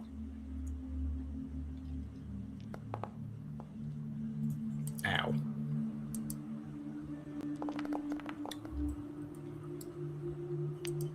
So we had a fireball and a sun dropped on us by this guy this turn. You see his eyes are burning with like this arcane, this primal energy as he's going through chanting. You see the sun drop, and then you see a smile form as he just whips back and throws a bolt of fire. He's got a quickened action, but he can't really do anything crazy with it. He's just going to stand and admire his handiwork. The Reaver deckhands are up. Oh, this may kill one of them. So you see this Reaver go through. He's bloodied up as he's in this like cutting storm of kind of metal. You see him smear his own blood and reach into one of his own wounds and press. So luckily, depending on how you look at it, you see he spends an action doing that. You see you guys can't see it. You almost feel like this reverberating as this blood spun bombarder starts to charge. He spends another action to do the same.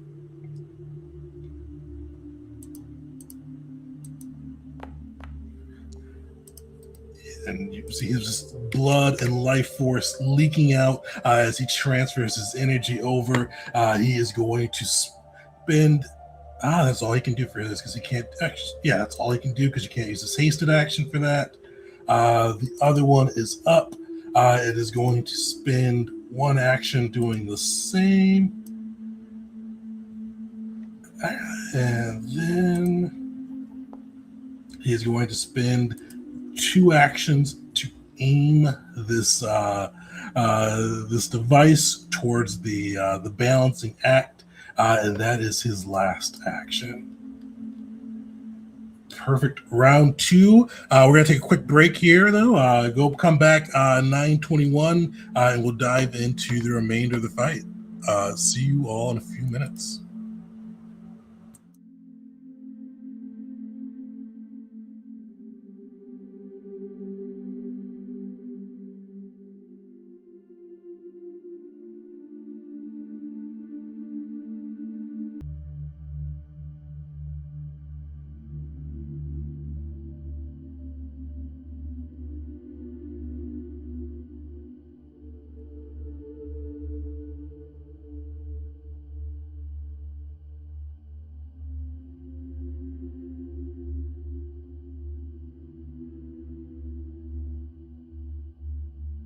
Bring it in. So Wisteria, you are up. All right. I will not use my hasted action, and I will use 3 actions to try to run over their rudder with our ship. So let me make that piloting check. My cat doesn't step on my keyboard and press buttons. There it is. Okay. Piloting. Yeah, there we go. Nice. Damn. All right. I mean, this is our best ship, but still nice. So the vehicle moves up to twice its current speed. so it can move up to 80 feet, and I'm just gonna run over their rudder. That's this part over here, right? That's right. And then run over any creatures in your path, and you said I can count the 2 hanging on the ship as the path because they're on the side that I can like crush them between the 2 ships. Oh my god. So it's a basic reflex save against the ship's DC. Alright. I don't think this is gonna be unlethal here, bud. Yeah, not sure those pamphlets are gonna land. God. Damn, awesome. With the fatality. Wisteria can't see them from where she's sitting, so she doesn't know That's that they're true. there. Such an epic move. Oof, they both rolled really high, unfortunately. Okay, and then I assume the rudder auto fail. It's a reflex save. You will. Oh, if the ram target is a vehicle, the pilot can attempt a piloting check in place of the reflex check. So they can do a piloting check to try to have their ship dodge it. Sweet. We'll see how they roll after I move the gavels back into position. This feels like a true Reaver move right here. Ram the ship into the enemy. That's kind of what I thought they were about to do as they were turning. They just wanted to make sure you guys weren't leaving. Alright. There we We're not go. stuck here with them, they're stuck here with us. And then, yeah, so he is going to attempt to avoid it. You see, just piloting on instinct. What does he have to beat for this one? It's the ship's collision DC, which it says is a 25. All right, so he will kind of arc out of the way from the principality of the damage, but we will still give the rudder some of that damage, so roll that through. Alright. Can I roll from here? I gotta do a manual. All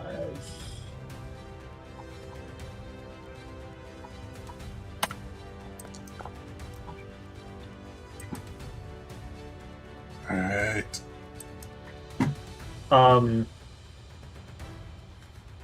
Okay, so our ship takes damage only if the target of the ram takes damage.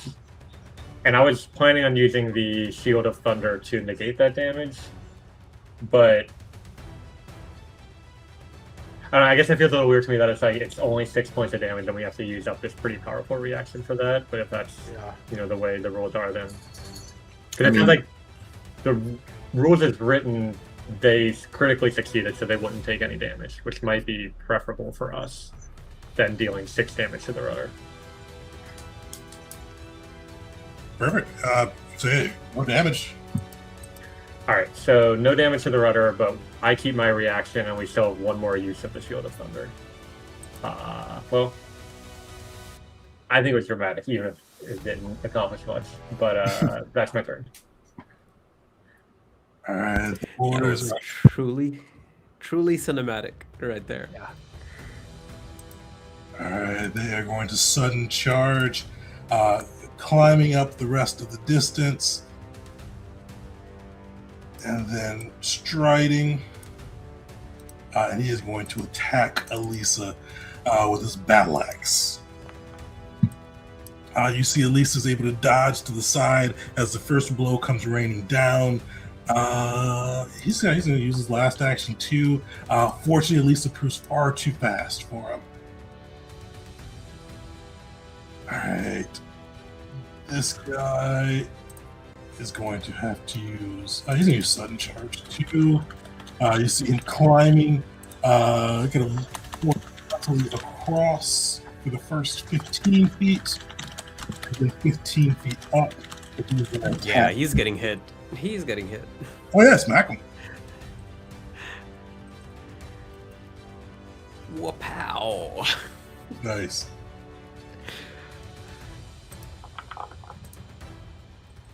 You bash Now he can into do what he him, wants. and then you see him smile, and then dart in with his axe, trying to chop Dura down. But luckily, you see Dura is far too quick for him. He's going to slash out again, but you see her bring a branch up and deflect his blow. right. I did not expect you guys to get close so quickly. He is going to... He's going to spin his boat around. He should take. Oh, 5d10. yeah, fortitude. So... I roll the 5d10. What's your DC for that one? Let me just post it, because that's easier if that's okay. Yeah. So he will succeed, but still take half damage. So give me some damage.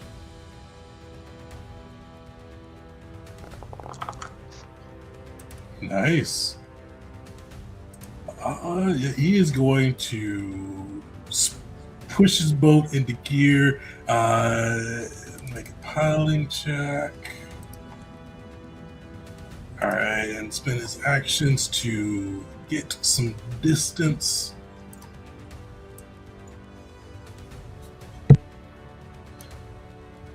And then the last, oh no, you can't do that. So you see he kind of starts to lean and starts to try and just get some distance and steer the ship, looking like he's about to arc around in charge. And that is the navigator. Should the mast and or rudder take some of that rust cloud damage? Oh yeah, because they don't start a turn. Yeah, so get, I'll just have them take that last damage. Well, they probably got some like hardness against it.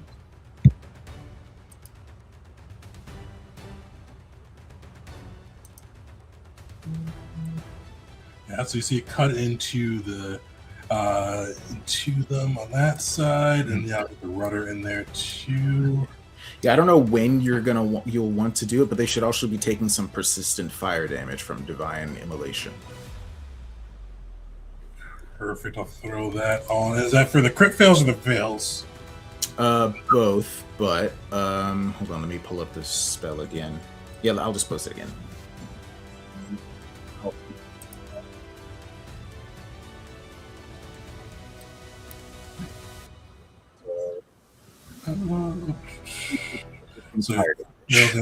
So those two crit failed, and that guy failed it. Don't know why I didn't apply it automatically like it usually does. Oh, there we go. All right. The bowman is up. He is going to... What's his range? Yeah, he's going to take shot at Crash. So Crash, you see him kind of line up his bow with you, pull back, take aim with the sentry's aim, and then unleash. But luckily, you see that arrow coming towards you, and you're able to duck, having it sail harmlessly overhead. He is going to burn his last action, lowering the bow and taking aim at the balancing act.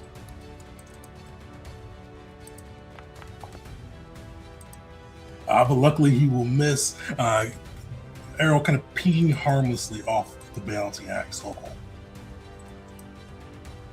Alright. The other bowman is up. He is going to... he's going to take a shot at Dura. So you see him ready his bow, this flaming arrow kind of ready to arc through. He's going to pull back and draw. But he'll miss. These guys are rolling terrible as the arrow flies towards Dura and sails into the ocean behind. But he will keep to the trend and try to burn the balancing act down with this final action. And this time he will connect just barely as that arrow pings into the hole. And Beshnit is up.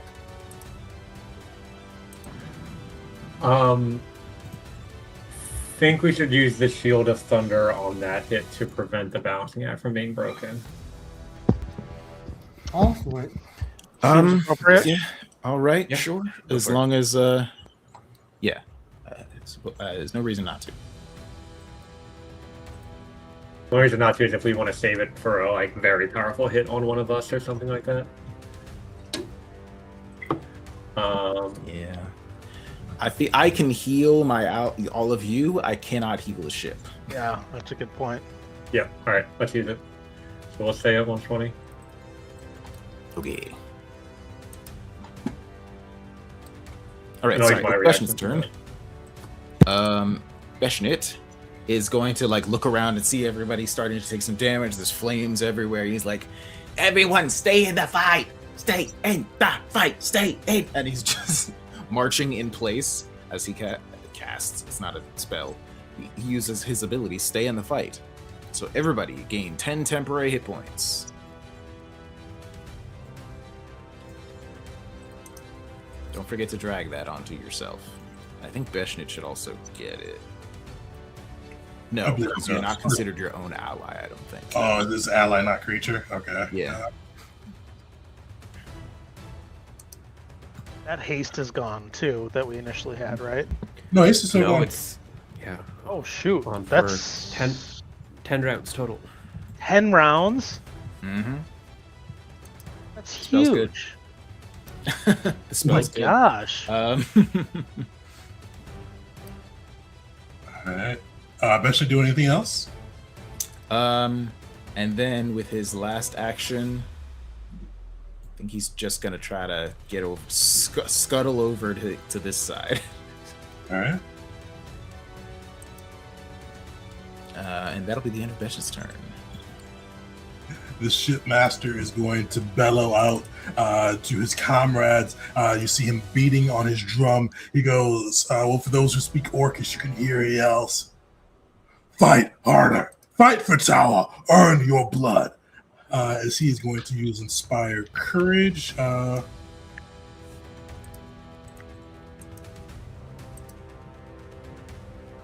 didn't it just cast? That's weird. You see him kind of beating on his drum there.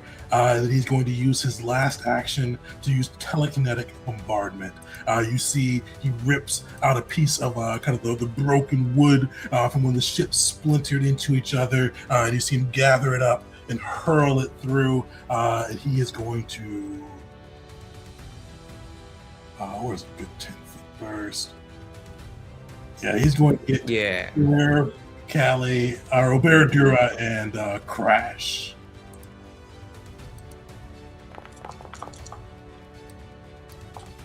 Nice Dura was the seed.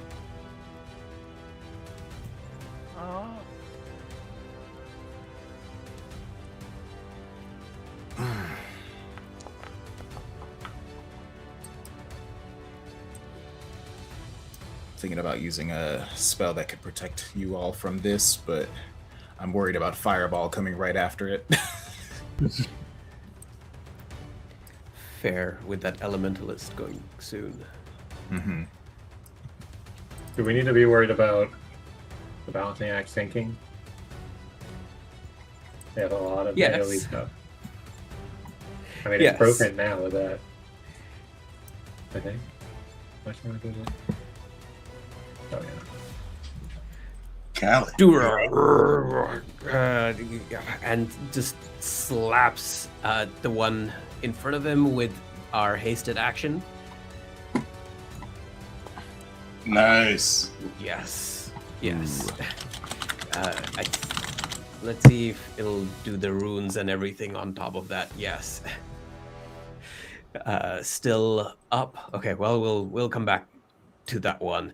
While Callistavaria will act together to move up 1, 2, 3, 4, 5, 6, and 7.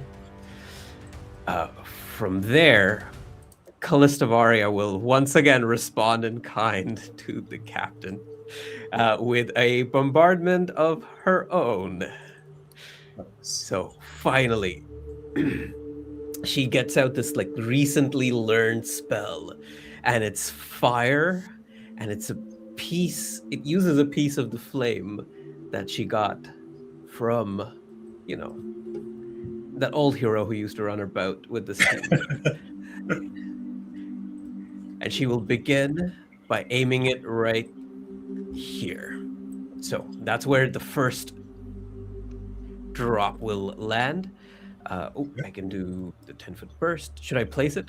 You have no way to remove it? No, I do. I figured out it's in the regions now for some reason. Oh, okay, cool.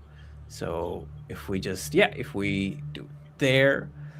Perfect. And before I roll, you know what? We'll just roll damage for that one.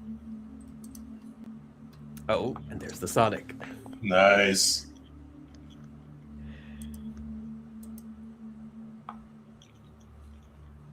Did I roll Tony Bowman? I did roll Tony Bowman. What's that last guy? He failed that one. Alright.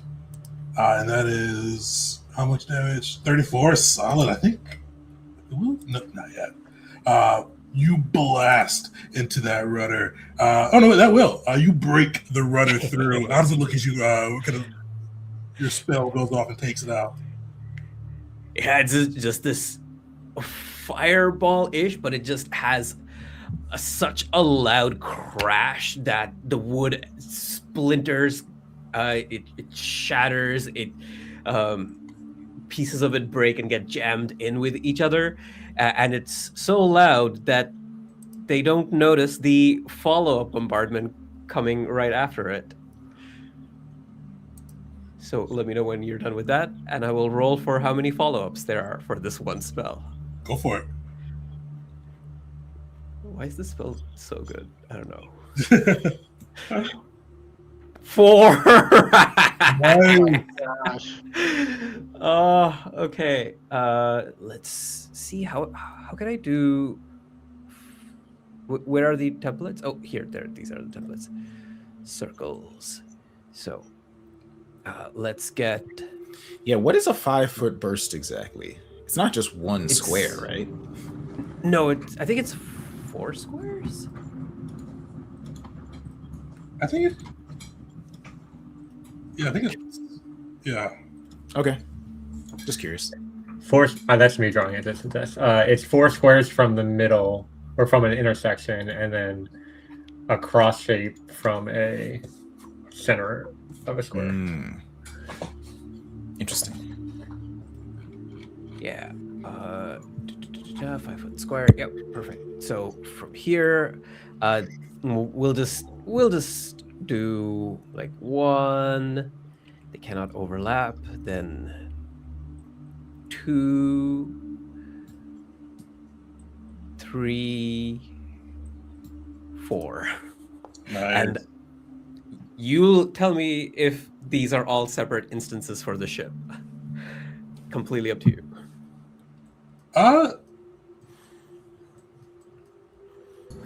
Because it says a creature that says it's 1 instance of damage if they get into multiple.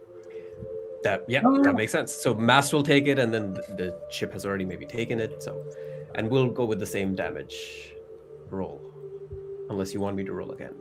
Oh no, I'm just happy to reroll those nat was ones. Perfect on that side. So the ship failed. The Reaver hand failed. Navigator needs to roll. I think it's loading slow.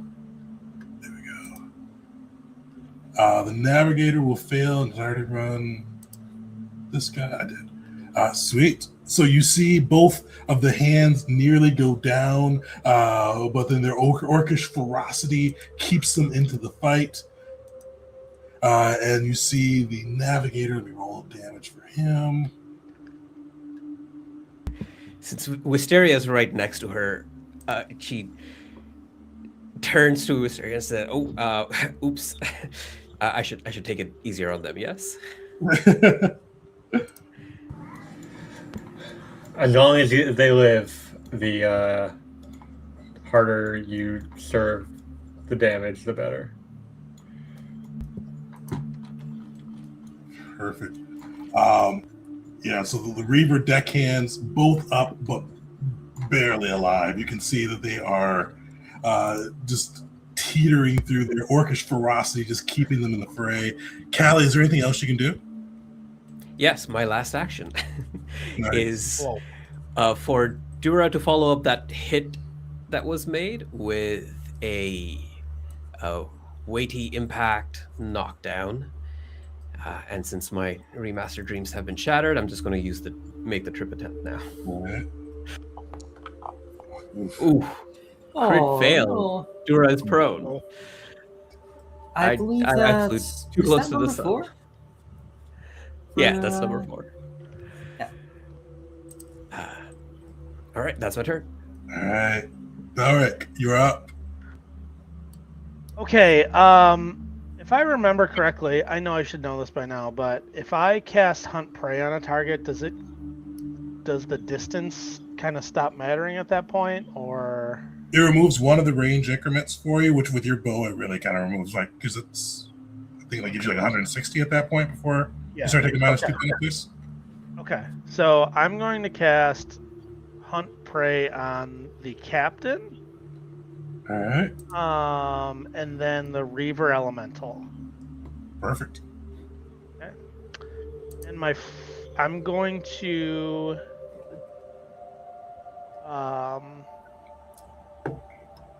hold my first arrow with Caveworm Venom, and I'm going to shoot at the captain. So here's my first shot at the captain. Let me target. Advantage on this. No, wait, sorry, I don't have my reaction anymore. Never mind. Okay.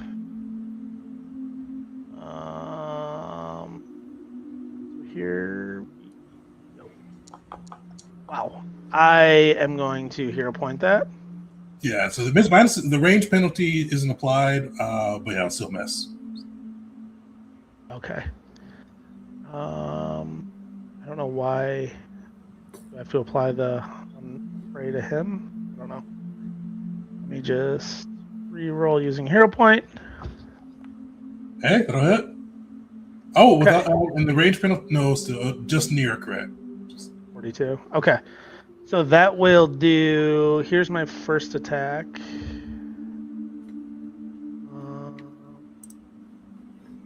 And then I need to also roll. Oh, shoot. Sorry. I need to roll damage. That can be my second. That's fine.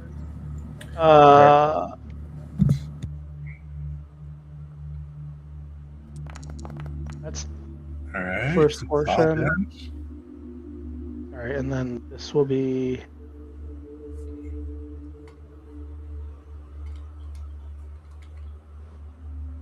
an additional. He'll fail. So he's on stage 1. Okay, and then my second attack will miss, so that was 2, right? I did. Yep. On prey attack. My 4 actions. Good lord. My third action, I'm gonna cast guidance on Wisteria, so she has an extra. Wait, will that help you? No, that's not. I mean, guidance can be used in lots of ways, so I don't know specifically how yet, but I'm sure it will at some point. Okay. I will guess guidance on Wisteria as my third action, and then my fourth action, I'm going to command animal. Oh no, bear's prone. Okay. Well, I'm going to stand him up. He was prone from, he failed some check, or he got hit by something and failed it. So I think he got knocked prone. So in this case, I will stand him up and move him over here, and that'll be my turn. I'll move him over by Elisa. Will, you're up. All right. So I am going to start off. I'm just a little bit out of range. I can't quite reach all the fun stuff with my big fancy spell. So I'm going to use a new one. Probably the Divine Immolation would probably be the best bet to just continue hammering on the stuff, but I can't reach it. So I'm going to use a new spell. Will is going to point up at the sky and just call down, shout out, "Divine punishment will fall upon you." And can you tell me what Hikari's favorite weapon is? I believe it's a temple blade, so kind of like a long straight sword, but I have to look that up. Yes, actually, I remember looking this up. Yeah. I'm imagining the insane temple blade from Elden Ring that is carved to look like a temple. So a temple blade, a giant one, falls from the sky, striking the mast of the opposing ship. So here we go. I'm casting Deity's Strike for the first time. Nice. So Yeah, the initial thing, I think the initial part is an attack roll, right? Oh, is it? Oh yeah, AC reflex. Yeah, so give us attack roll first then. Okay.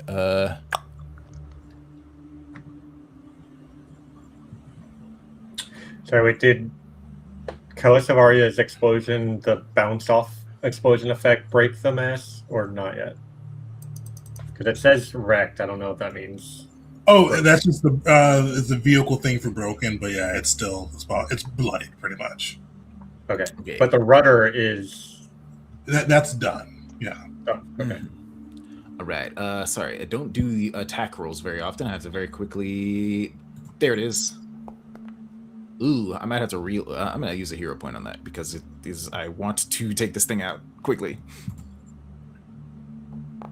So, worse. Damn. Well, unfortunately, maybe it's low AC. Does it still do an effect if it misses? Let me see. Yes. Whether it succeeds or fails.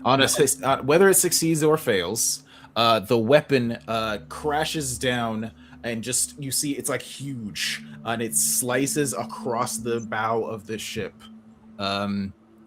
heading in this direction, so that I can hit both the mast and a couple of the enemies. And the mast is here. Okay, I gotta move it like this. Or like, yeah, no. It's like, that. Okay, my bad. Yeah. I thought the mast was the middle one. No, that's the other siege weapon. All right. Well, we'll do this then. All right. So I can hit the siege weapon, the mast, and the captain. Perfect. The mast will fail, so give you some damage on that side, and the captain will fail as well.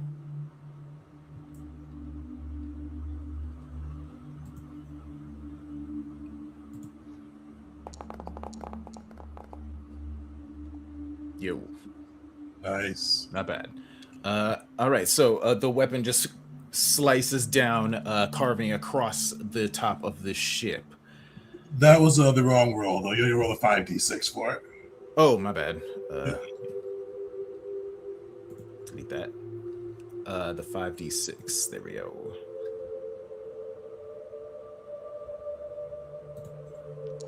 Perfect. And how does that look? Like I said, the ship, the massive temple sword just falls from the sky and cleaves across the ship, leaving a gash across the top of it. That's sweet. Nice.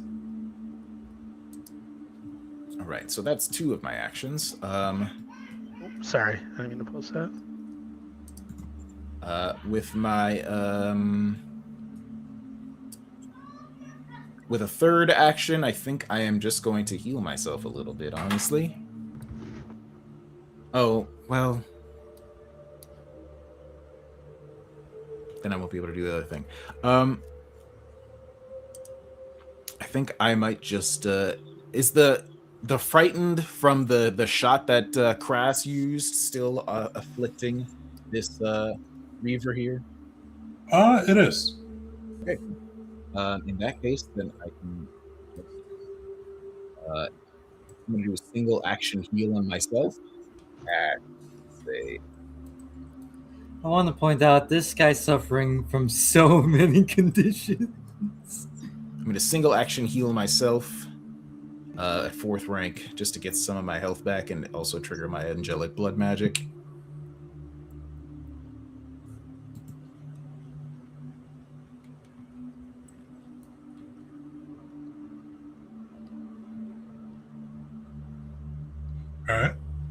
Sorry, I just had to check something real quick. Yeah, there we go. And then drag the effect, angelic blood magic effect to myself so that I get a bonus to saving throws. And there we go. And then for my last action, which is my quickened action that I haven't used yet, I am going to just maybe take a step away from the big Reaver and head towards the helm so that I can take over for Wisteria if she wants to do something. I'm gonna spend an action on my next turn to stop the ship so that nobody needs to control it. But if you want to take control of it instead and then potentially use some move actions if you don't have other things to do, that's up to you. I might do that. Because we're a little outside the range of my strongest spells. It's Elisa's turn. Elisa, now, because Bear is huge, if she goes here, will she be flanking this enemy? No, I'll give it to you. So Elisa is just going to take a quick step over to the side and try to stab the fella. Right here. Does she have enough actions to do Twin Feint? Because she's also hasted. Oh, good question. I don't know what that does. Is wielding 2 melee weapons, each in a different hand. I mean, is she? I don't actually know what weapon she would be holding. I've never run her before. She has a dagger and a rapier. Oh, she can have both of them at the same time, right? Because like one in each hand. Duh. Yeah, sure, why not? I guess it's not any different than taking 2 attacks, since she gets off guard from the flanking anyway. Yeah. Oh, right. That's true. Yeah. But debilitating strikes will trigger if she hits. Yeah. Okay. So we're gonna do the first attack with the rapier. That's a hit. Roll the damage. Nice. And then the second attack with the dagger. Did not give you sneak attack, so let's yes. figure out how much sneak attack she would have gotten. How do I find that out? So if I click her, it's 2d6 more. So if I click sneak attack, at it's way up at the top. See, I was scrolled down and I couldn't see that part. So it's 2d6. 2d6 I can just roll 2d6. There we go. 9 more damage. She cuts into him. He dodges the second one. We see a trail of blood leaking on the deck. All right. Is that Lisa? Yep, that's her. Crash, you're up. All right then. I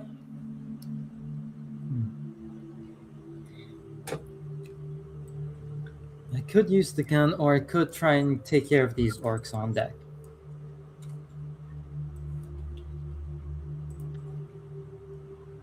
I feel like we're getting close to getting the victory condition of taking out the mast or something. So like maybe we can work on that. I don't know. When you say the gun, I don't know exactly what you mean. So, but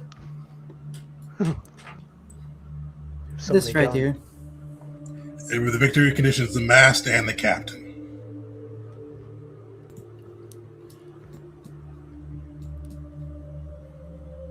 Wait. Or the master, I should say. Wait a second. I just realized something. Hold on a second. That might be in range of something I can do. But it wouldn't be weak to fire is the thing, and that's a lot of my stuff. So I have some blast boots I could use to actually possibly make up the distance to the mast and get some hefty strikes on there. Oh, you're gonna jump over to their side? See how like they see how they like being boarded? You will Pretty be much. outside of my ability to heal you, just so Yeah. you know. That's my main thing, but that could actually get us to win condition faster. Yeah. But there's yeah, one. I agree. Yeah, there's How one far- small issue. If What's the Crash distance gets, you can go? oh sorry, sorry. Oh, no, I no, can no, go ahead. go. I can go 75 feet, and then I have another Okay, you're action good. to move. Good. Which, funny enough, that action I could probably do instead of stride. Use my different than my blast boots. It is my blast foot, which allows me to cast jump once, so I could get right up to the mast. So that's 2 actions to get there. Quick draw for one of my weapons for close range and get some big damage on there, followed by another attack. All right, are you jumping? The one thing I'm scared of is Crash cannot swim. So if he gets knocked into the water, he's kind of fucked. But at the same time, what are the chances he loses out on 3 push attempts from whichever orc tries to knock him off? Yeah, we're jumping, we're going. First up on the menu, we are going to rocket jump with blast boots, using controlled explosions to leap. So that is long jump, 75. Okay, let me see if I can give you a quick tailwind right there, because you're starting out from within 60 feet of me. Yeah. Alrighty then. As you jump, I don't think you would even see this, but let's give myself this and this, and yeah, we'll give you a little boost. An additional 15. So take 2 more charges off of my staff. Thank you so much. That is so wondrous. And we are going to then get off Blast Foot, allowing me to cast Jump. Oh yeah, it's once per minute. I forgot I upgraded. And we are going to jump another good amount of feet here. All right. Followed by, we are going to quick draw, dropping my pistol onto the ground.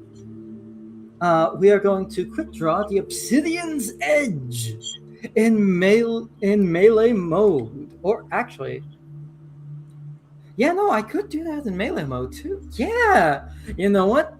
Yes, melee mode. And get a strike off on this mast. You guys remember that's not the mast. The mast is over here. Oh, shoot. But we also need to take out the captain, who is right next to you. That is true.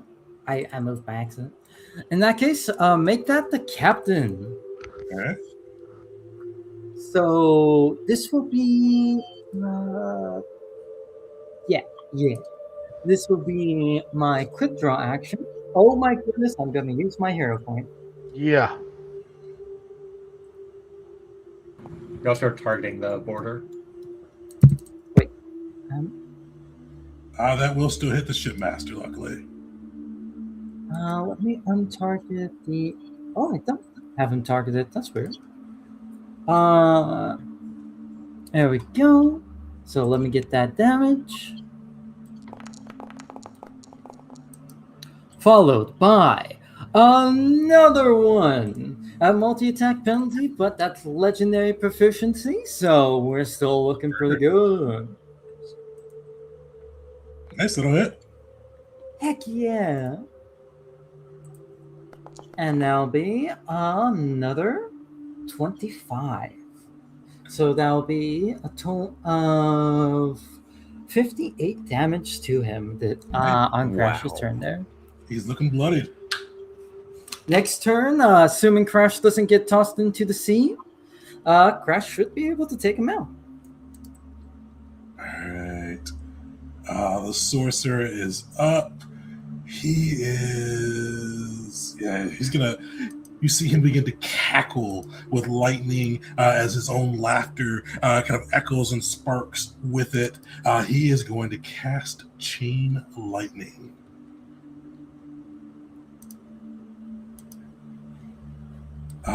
He is going to target. He is going to target Dura. Give me a reflex saving throw. Hey, can I use scintillating safeguard against this, or is it like considered separate instances of damage? Here, let me put it in the chat.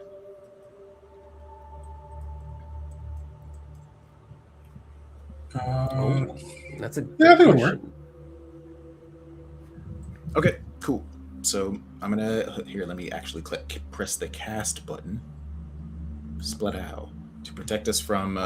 Oh, sorry, I didn't click the thing. 36. That will succeed, so half damage. But that will then arc from Dura to Belric.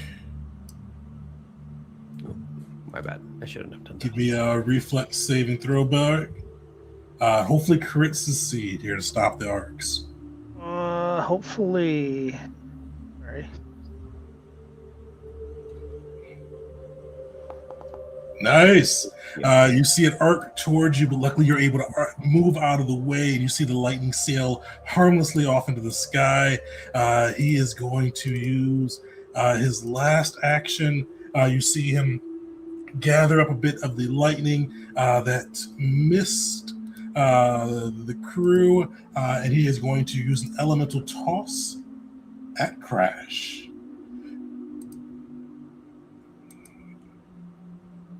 But luckily he will miss as you see that energy sail harmlessly overhead. He's got quicken still, but there's nothing great he can do. Is he going to... Nah, he'll stay back. And that is his turn. The Reavers, who are likely going to die here, but they do get to do one last thing before they die. You see this kind of this blood-spun bombarder glowing with energy, glowing with their lifeblood they have fed to it. They are going to aim and then launch it.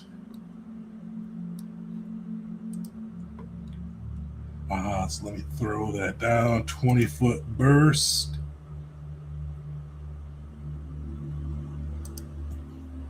Everybody give me a reflex saving throw. Damn, I should have saved this safeguard for this.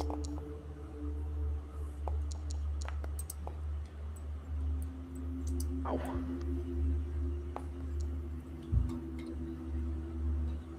Does that include Crash? No. Is a crit success avoid all damage, or half it, or? Crit success to avoid all damage. Okay. Is this a magical effect? It is. I think I still have my reaction. No, I don't. I use Propelling Breeze. Okay, cool. I'll take that damage.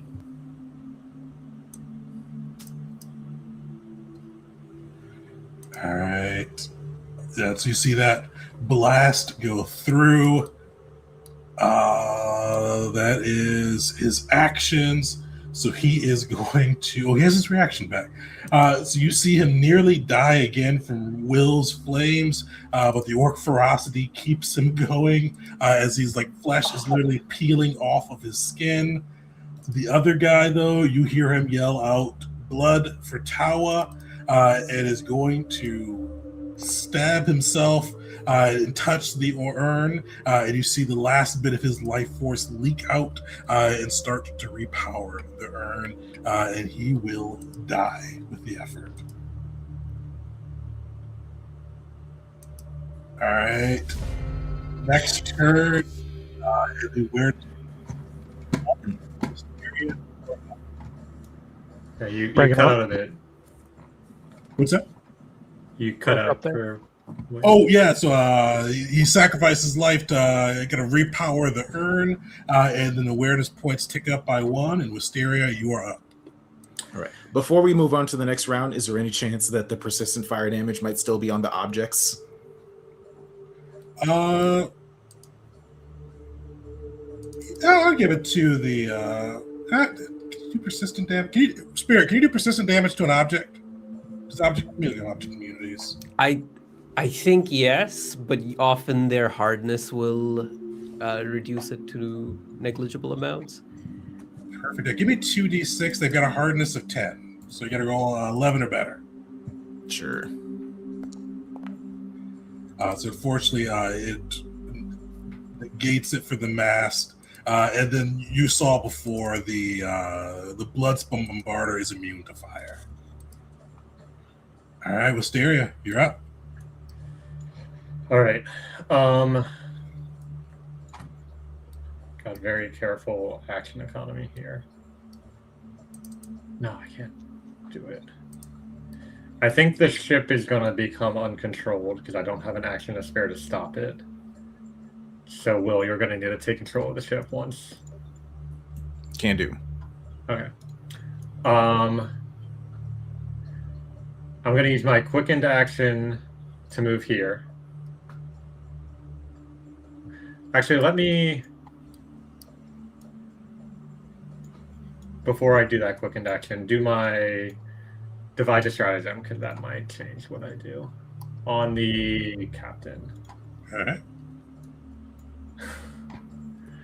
I'm going to use a hero point on my divide a stratagem. Go for it. Still not great. We... I think like a... What is my... 24, 36... And just remember, with it being uncontrolled, you will have a -2 circumstance penalty. Right.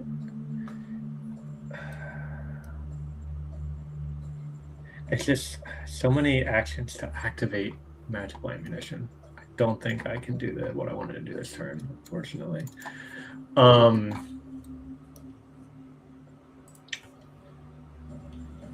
So then I'll use... I'm going to only get fire, and then... All right, what I'm going to do is use an action to stop the ship. An action to... Oh, but then I also need to draw my crossbow. It's like 5 actions to do 1 shot.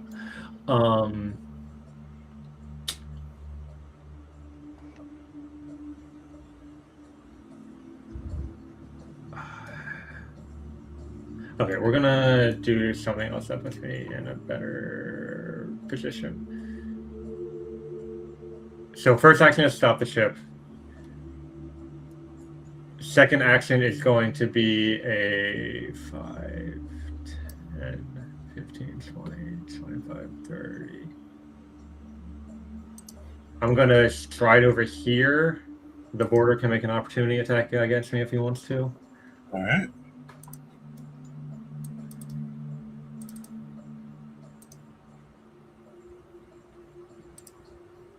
I forgot to target you by assume 37 hits. Yeah. Okay. Luckily not a crit, so you keep moving. Alright. And then I have 2 actions left. So yeah, I was really hoping to join you on the ship this turn, Crash, and I had multiple ways to do so, but they're all too action heavy. I'm going to activate Worm's Wingspan and give myself Dragon Wings. Nice.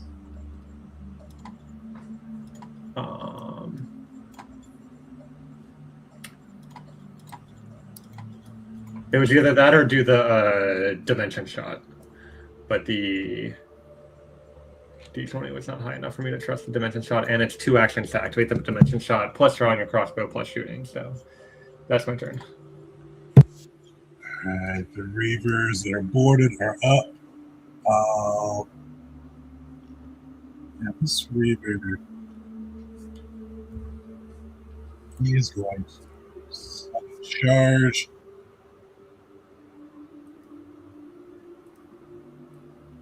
mixing through, bulldozing through.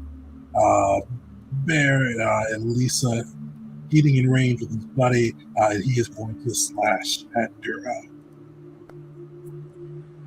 Connect. Oops, not attacking Lisa. There's a 31 hit, Dura. A 31 does Ooh. not. 32 AC. Well, wait, great. nobody's up hard. He's prone, so it will. Prone in the flank didn't apply too. So yeah, so unfortunately that one will connect. Yes. As he slashes with the axe once, brings it back in, trying to slash down again, but luckily it just completely whiffs, even with Dura off guard. That is his action. The other is up. He is going to kind of like bark out in this broken basic. He goes, "No threat to the tower, no threat to Reavers. We take you, we take your ship, we take your gold." And he is going to try to demoralize, but completely fail at it. And he is just going to hack away. But luckily, Dura proves too quick, even sandwiched between them on the ground. All right, the Navigator is up. His ship is broken as well. He is going to try to spend 3 actions. Oh, no, he can't. He's going to spend 2 actions piloting the ship.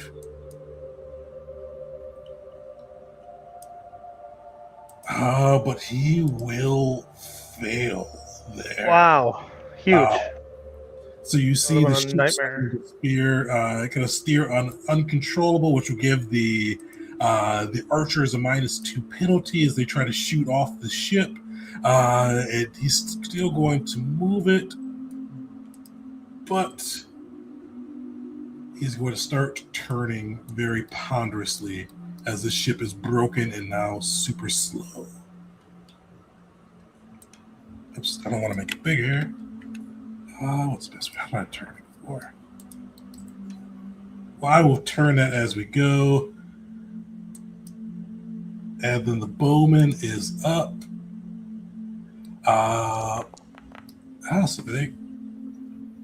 Oh yeah, he gets some persistent damage on that side as the fire burns into him. He is bloodied up. The bowmen are going to turn their attention to Crash. They may try. You see he lines up his bow. Sentries aim on. He draws back.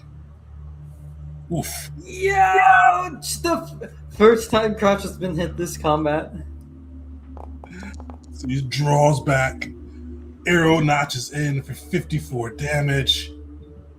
He is going to, he's quickened. Yeah, he's going to go for broke at you.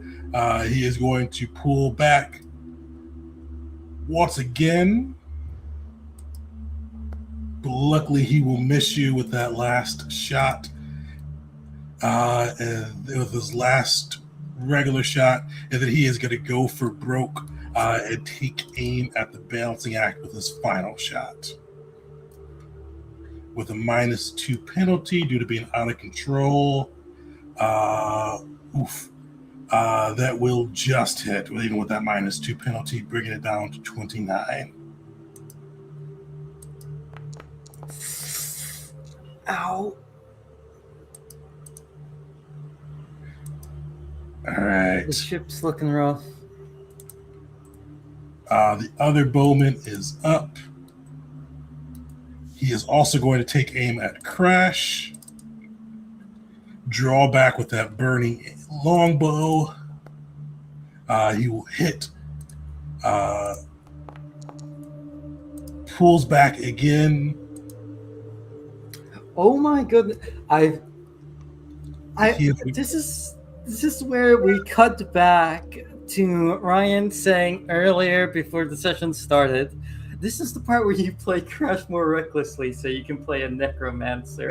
I swear that wasn't the intention. I almost posted that earlier. When you went over there solo, I was like, Luckily, that second one will miss you. That was targeting the balancing act and not you, and you got 35 AC. Oh yeah! Yippee for medium armor mastery, or in this case, unarmored mastery. Perfect. Damage on that first one that hit. 28, and that is his turn. You just see arrows flying out at Crash as he's across the ship, and Beshnit is up. Beshnit is just going to keep doing what he does best, which is inspire and courage in the Gavels with his what would the word be called? His inspiring voice, the one that everyone loves to listen to so much. He's going to continue shouting, chanting even, stay in the fight, stay in the fight, as he gives everybody once again another 10 temporary hit points. Nice. Unfortunately, Crash, you are too far. Yes, everyone except Crash. I don't know. Some of you probably haven't even lost the ones from last time, but I have. I would like them back. And so has a bunch of other people. Did Elisa lose it? Hold on, let me check. Do I need it? Yes, she still has the 10 temps. So she's good. But everybody else get 10 temporary hit points. Mostly it's for me and Callie. And then I think Beshnit is... how far away is this thing from Beshnit? Can Beshnit try to start doing the little guy standing up high and far away from all of his allies? So he's going to start shouting at this Reaver over here, saying, "They're gonna get you, oh, you don't stand a chance." And he's going to try to intimidate. Oh, wait, no, this one is already frightened because of the shot, right? How long does that last? Just like a minute, or? Was that like it didn't tick off automatically. Is that, Burger, is that like a minute one, or should it be gone already?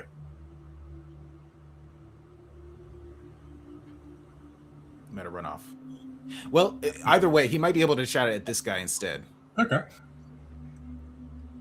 So I think that may be too far for demoralize. All right, yeah, there's a late ring. It is too far. It is too far. But I don't know if our friend, if that guy should still have the thing up. I go for it. Sure. He's almost certainly quite bad at this, but I want him to do it. Oh wait, I have to use the basic action macros because he doesn't have it on his own. Oh, if he doesn't have intimidate, he can't do demoralize. Oh, okay. Wait, let me check. He does not. All right, never mind then. In that case, he is just gonna rush over back up here so that next turn he can potentially take cover behind the gun again. Nice.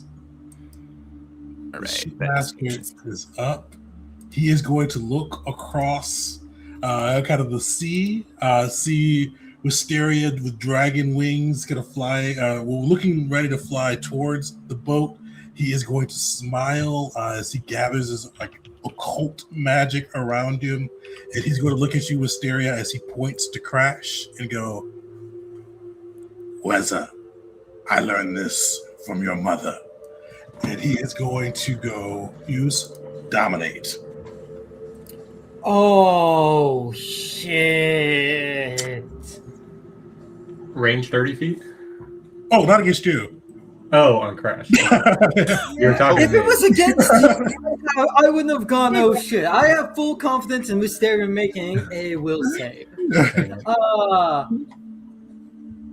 I'm getting flashbacks, y'all. I'm getting flashbacks to Worth. Yeah, that's Beshnit. Fuck, why is it Beshnit? Well, My Beshnit is again. definitely not dominated. All right. Okay, it is the same modifier. 16 plus your will. Yeah, that's gonna be same modifier. So yep, Same modifier? still 35. 5, sweet. You will succeed. So you feel his energy kind of leaking into you, trying to control you. You end up stunned 1, but luckily not controlled. Incapacitation crashes more than double the spell's rank, so it bumps up to critical success. Oh shit! Oh yeah, that's right. Perfect. Yippee! Perfect. Oh, okay.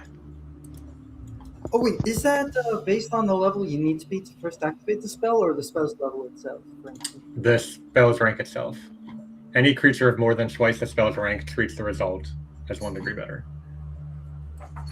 Perfect. So you're good there, Crash. No stunned on that side. He has Probably the first words Crash has spoken since the true combat has began. Just calling out, "Yeah, you should have learned better." and he is going to slash out with his machete, with his quickened action. It is going to, I should have did this beforehand, but reapply Courageous Anthem with his last action. All right, let me roll some damage. So you see he slashes in with that machete and then gets Courageous Anthem off for his crew. Oh, that's a lot of damage. Oof. All right, Callie, you're up. Okay, so one of the changes to Summoner in Impossible Magic is they don't get full spontaneous heightening, but we haven't yet moved to that Summoner. So I can just heighten my Explosive Barrage to rank 7 right now and use up my last rank 7 slot to cast it again. So this one. First burst. Let's see. Oh, it's Fortitude. I didn't even notice. Oh yeah, that's better. That's much better. Did they roll? They did not roll. Holy shit. All right. First one, the captain will unfortunately crit succeed. Yikes. Whammy him. It's too far away. The Reaver Elementalist will fail. The Bowman will succeed. And the other Bowman will succeed as well. So full damage. So half, and then full on Elementalist. Oops. Okay. Let's see. I get 2 more bursts. Nice. So we will hit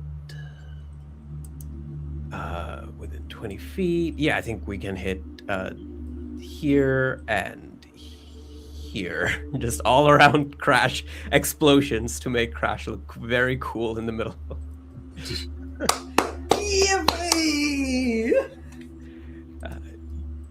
Dura will act together to stand up. Any reactive strikes on that standing up?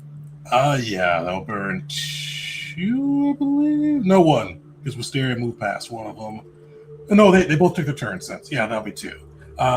So let me get these last 2 guys Fortitude saves. The Reaver Navigator will crit fail it. And then the Deckhand, who's somehow still alive, will succeed. He has his reaction, so that's his last ferocity he can burn.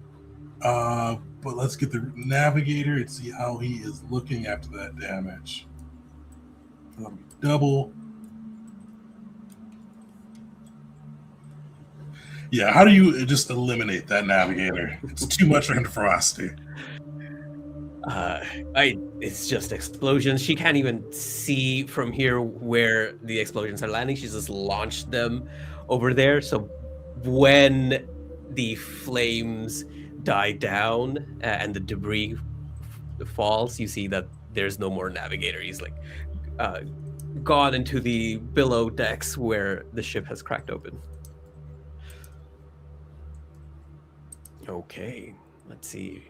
Should be able to survive, but not thrive. You see the axes fall one after another as Dura stands. Luckily, you still stand.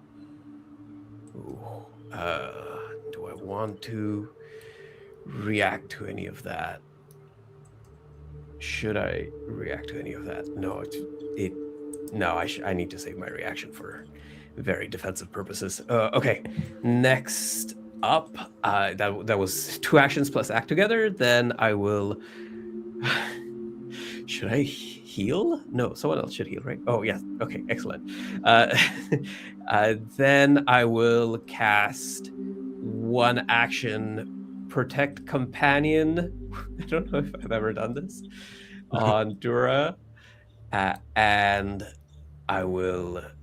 Dura will use the hasted action to smack the one that is lower. Perfect. Will he? Yes. Pushing them down is kind of risky. So let's just try and take him out. Oh, no, hold on.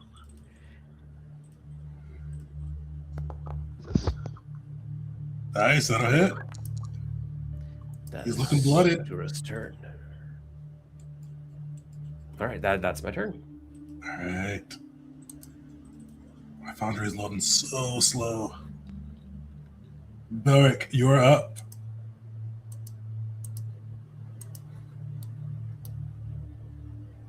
And you're on mute. Yeah. Okay. Oh, there you go. All right, first action. I'm going to use my hunted shot targeting this captain again, and I'm going to take 2 shots at him. First one is going to have stringent venom. So here's the first shot.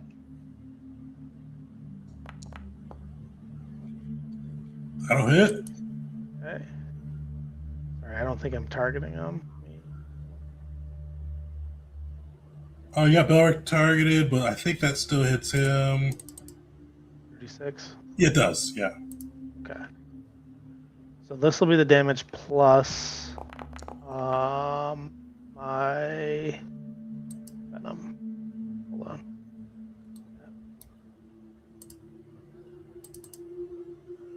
Okay, and then it'll be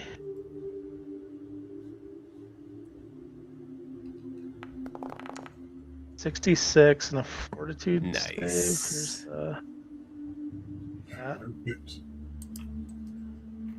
second shot. He'll fail.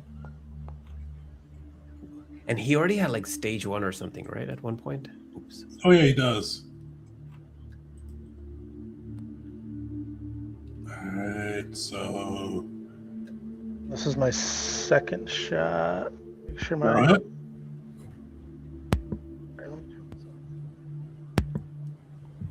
Yeah, I think with poisons, if he fail again, he goes to the next level, maybe. Ooh. Sorry, I accidentally. This is my second shot. Perfect. Okay. That's 1 action. I'm still hastened. I'm gonna get rid of that spell that I have just so it's not interfering. So I'm gonna dismiss my rust thing. Okay.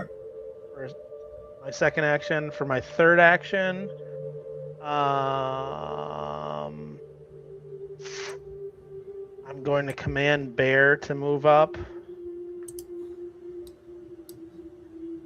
And he's gonna take a strike at this guy south of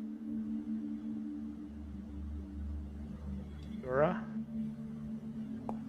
He'll miss. That'll be his turn. And then I have 1 final action.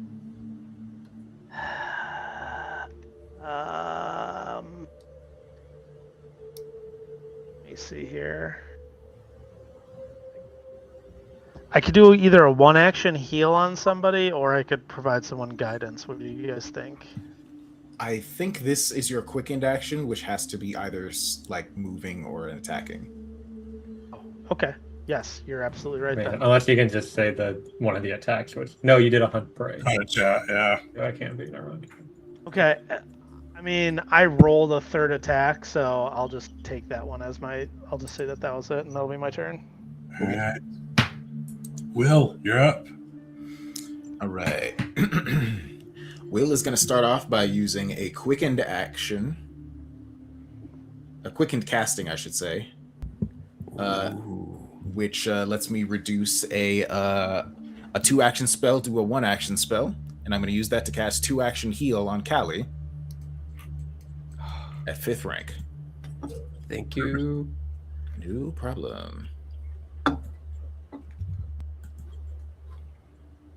right, so 2-action. Roll healing. And I can move you 5 feet if you would like to be moved 5 feet when I do this. But I don't think that's going to make a difference.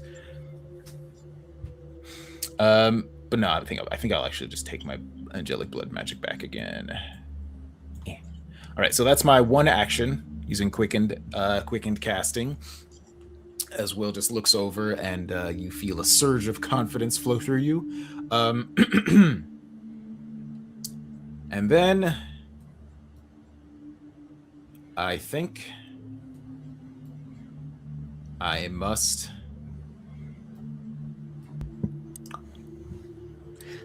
Let's see. The mast is gone now, right? Yep, the mast is gone. It's just the captain remaining. All right, and not the siege weapon. Oh, but the siege weapon isn't a necessary part of it, right? Nope. Okay. In that case, can I do any? Do I have any? No, I don't have any single target spells that reach that far. So I guess my only real option, oh no, is to once again use Divine Immolation with 2 actions, which I will place here, I think. Unless you all really think I should be trying to not kill these folks. It's like this is unfortunately the only damage spell I can use that can reach the captain. And it has to go like here. Wisteria sees you calling up the spell. She'll say the captain's mine, but she's not worried about the others. All right. In that case, I have something else I can do. I do that on the 3 in the front. That's an option, but that's fine. That's fine. I am actually going to use my 2 actions then to just use. Wait, does this do anything on? Nah. All right. I'm going to try something. I'm going to try one of my new spells just because it's fun. I'm going to use Inexhaustible Cynicism. So suddenly, the 2 Reavers here suddenly start to think that everyone's against them. They're surrounded by foes. There's no one that they can trust to have on their side. So they could consider no one an ally if they fail.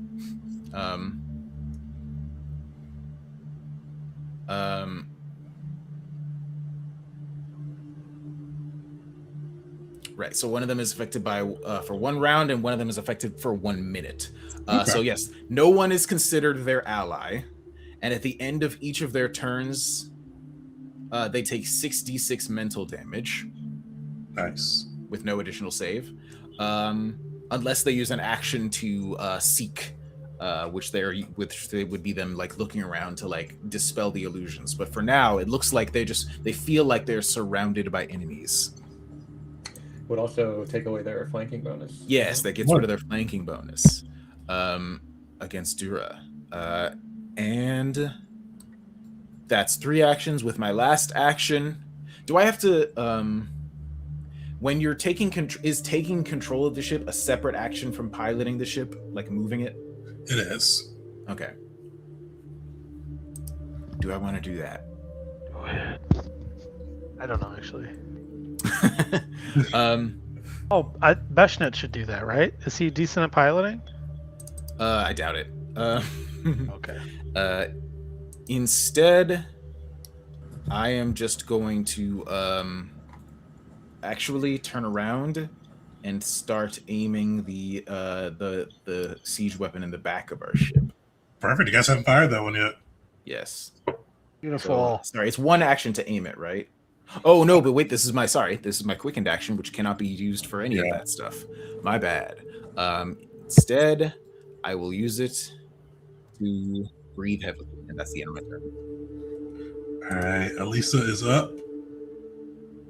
Lisa is going to use an action to. I stole her flanking spot. I'm sorry. It's all right. I think what she's going to do is swap weapons. Actually, can she? How many actions would it take to swap one of her weapons out for her crossbow? She could drop all of her weapons for free action, one action to draw, and one action to put another hand on. So 2. Sure, she'll do that. And then she will target a foe, if possible, to try to get just some damage out. Firing the fire crossbow at the badly injured of the 2 Reavers.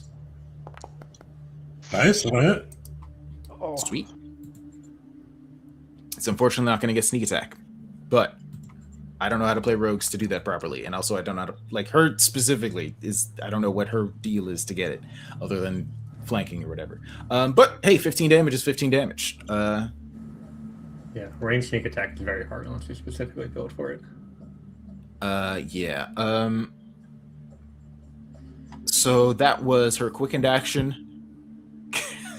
Can I have her use her final action to just like pick up the rapier again and just like stick it in her belt so that it doesn't get lost in the ship's movements? Yeah, you wouldn't have to worry about her weapon getting lost on that side. But if you do let go of a hand on that side, you'd have to use another action on her turn to regrip it.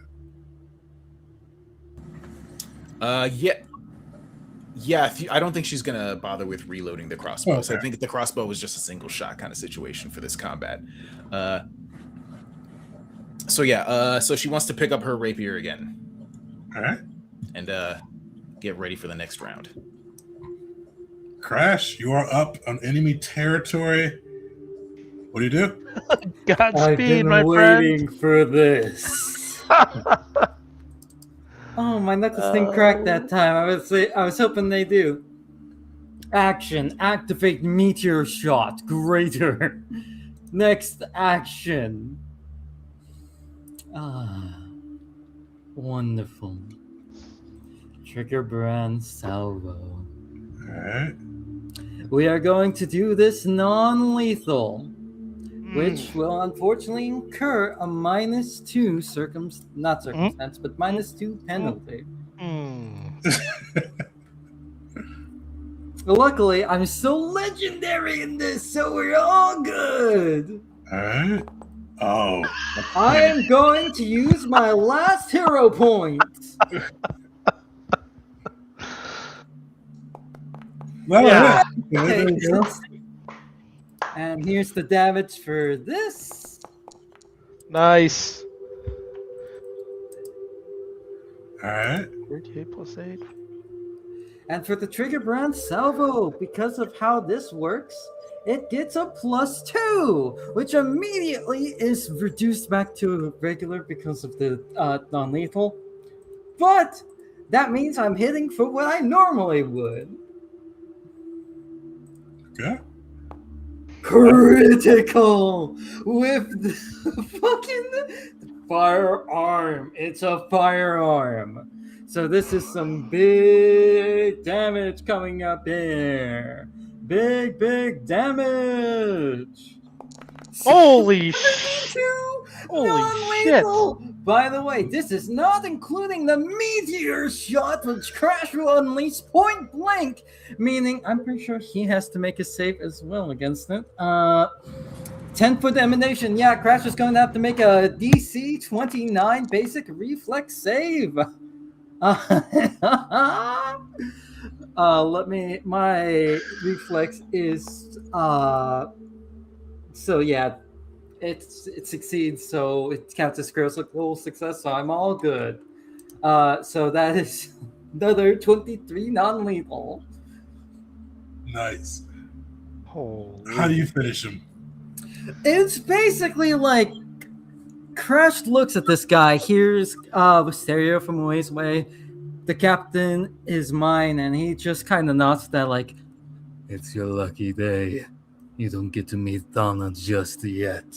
And proceeds to do a Bloodborne style combo. Swing, trick weapon into gun. Boom! That isn't even this. That He might that not wasn't die, even but you're his definitely turn. like blowing all his toes off or something, right? Oh, this guy's coming out of this with some scars, with some scars and a good story. Which, by the way, I have 2 actions left. Because I still got quickens.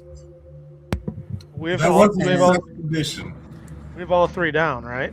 Yeah. Yeah, I think we just won something. We just won something. What? So all 3 down. In that case,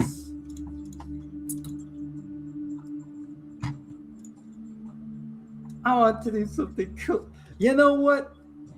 I think you already We are did something going- cool, brother. That was. I know.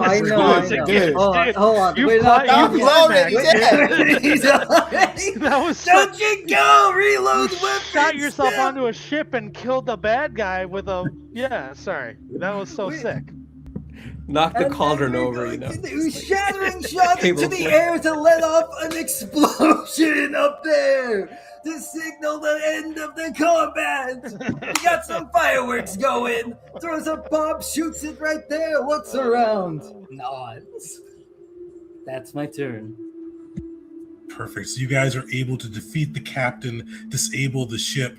The rest of this bit will kind of resolve narratively. The Reavers aren't surrendering types.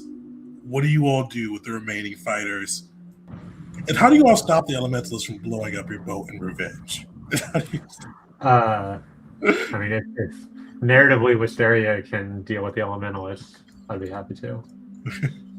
So as she unfurls these draconic wings, she leaps off of the ship and like midair kind of does a spin and draws her rapier with the merciful rune and stabs into the elementalist, like causing him to bleed out and fall unconscious, but non-lethally. As a sort of like elegant attack with her lesser used weapon. But that's what I was planning on doing on my turn. All right. Will has 1 non-lethal spell. It's daze. It's a cantrip. But hey. Will can just quickly like walk up to the 2 Reavers that are still fighting on their ship and say, "Stop!" And they both feel a racking pain in their minds that might knock them out. Perfect.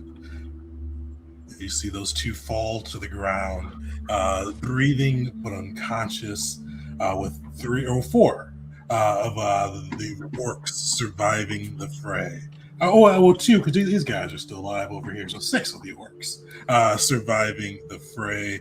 3 dead with the navigator, and their 2 deckhands as the last deckhand succumbs to his burns. And that is where we'll wrap up this session with round 3. That bumps us to 5 awareness points. There'll be a complication triggered next session with the enhanced DC as you all try to get in and loot the ship before the treasure is magically transported back to the dragon turtles and get to face the aftermath. So next week we'll jump in on that side, wrap up this one, and Gonna see how the rest of this adventure goes for the Gavels of Usara. So make sure to join us next Thursday, and we'll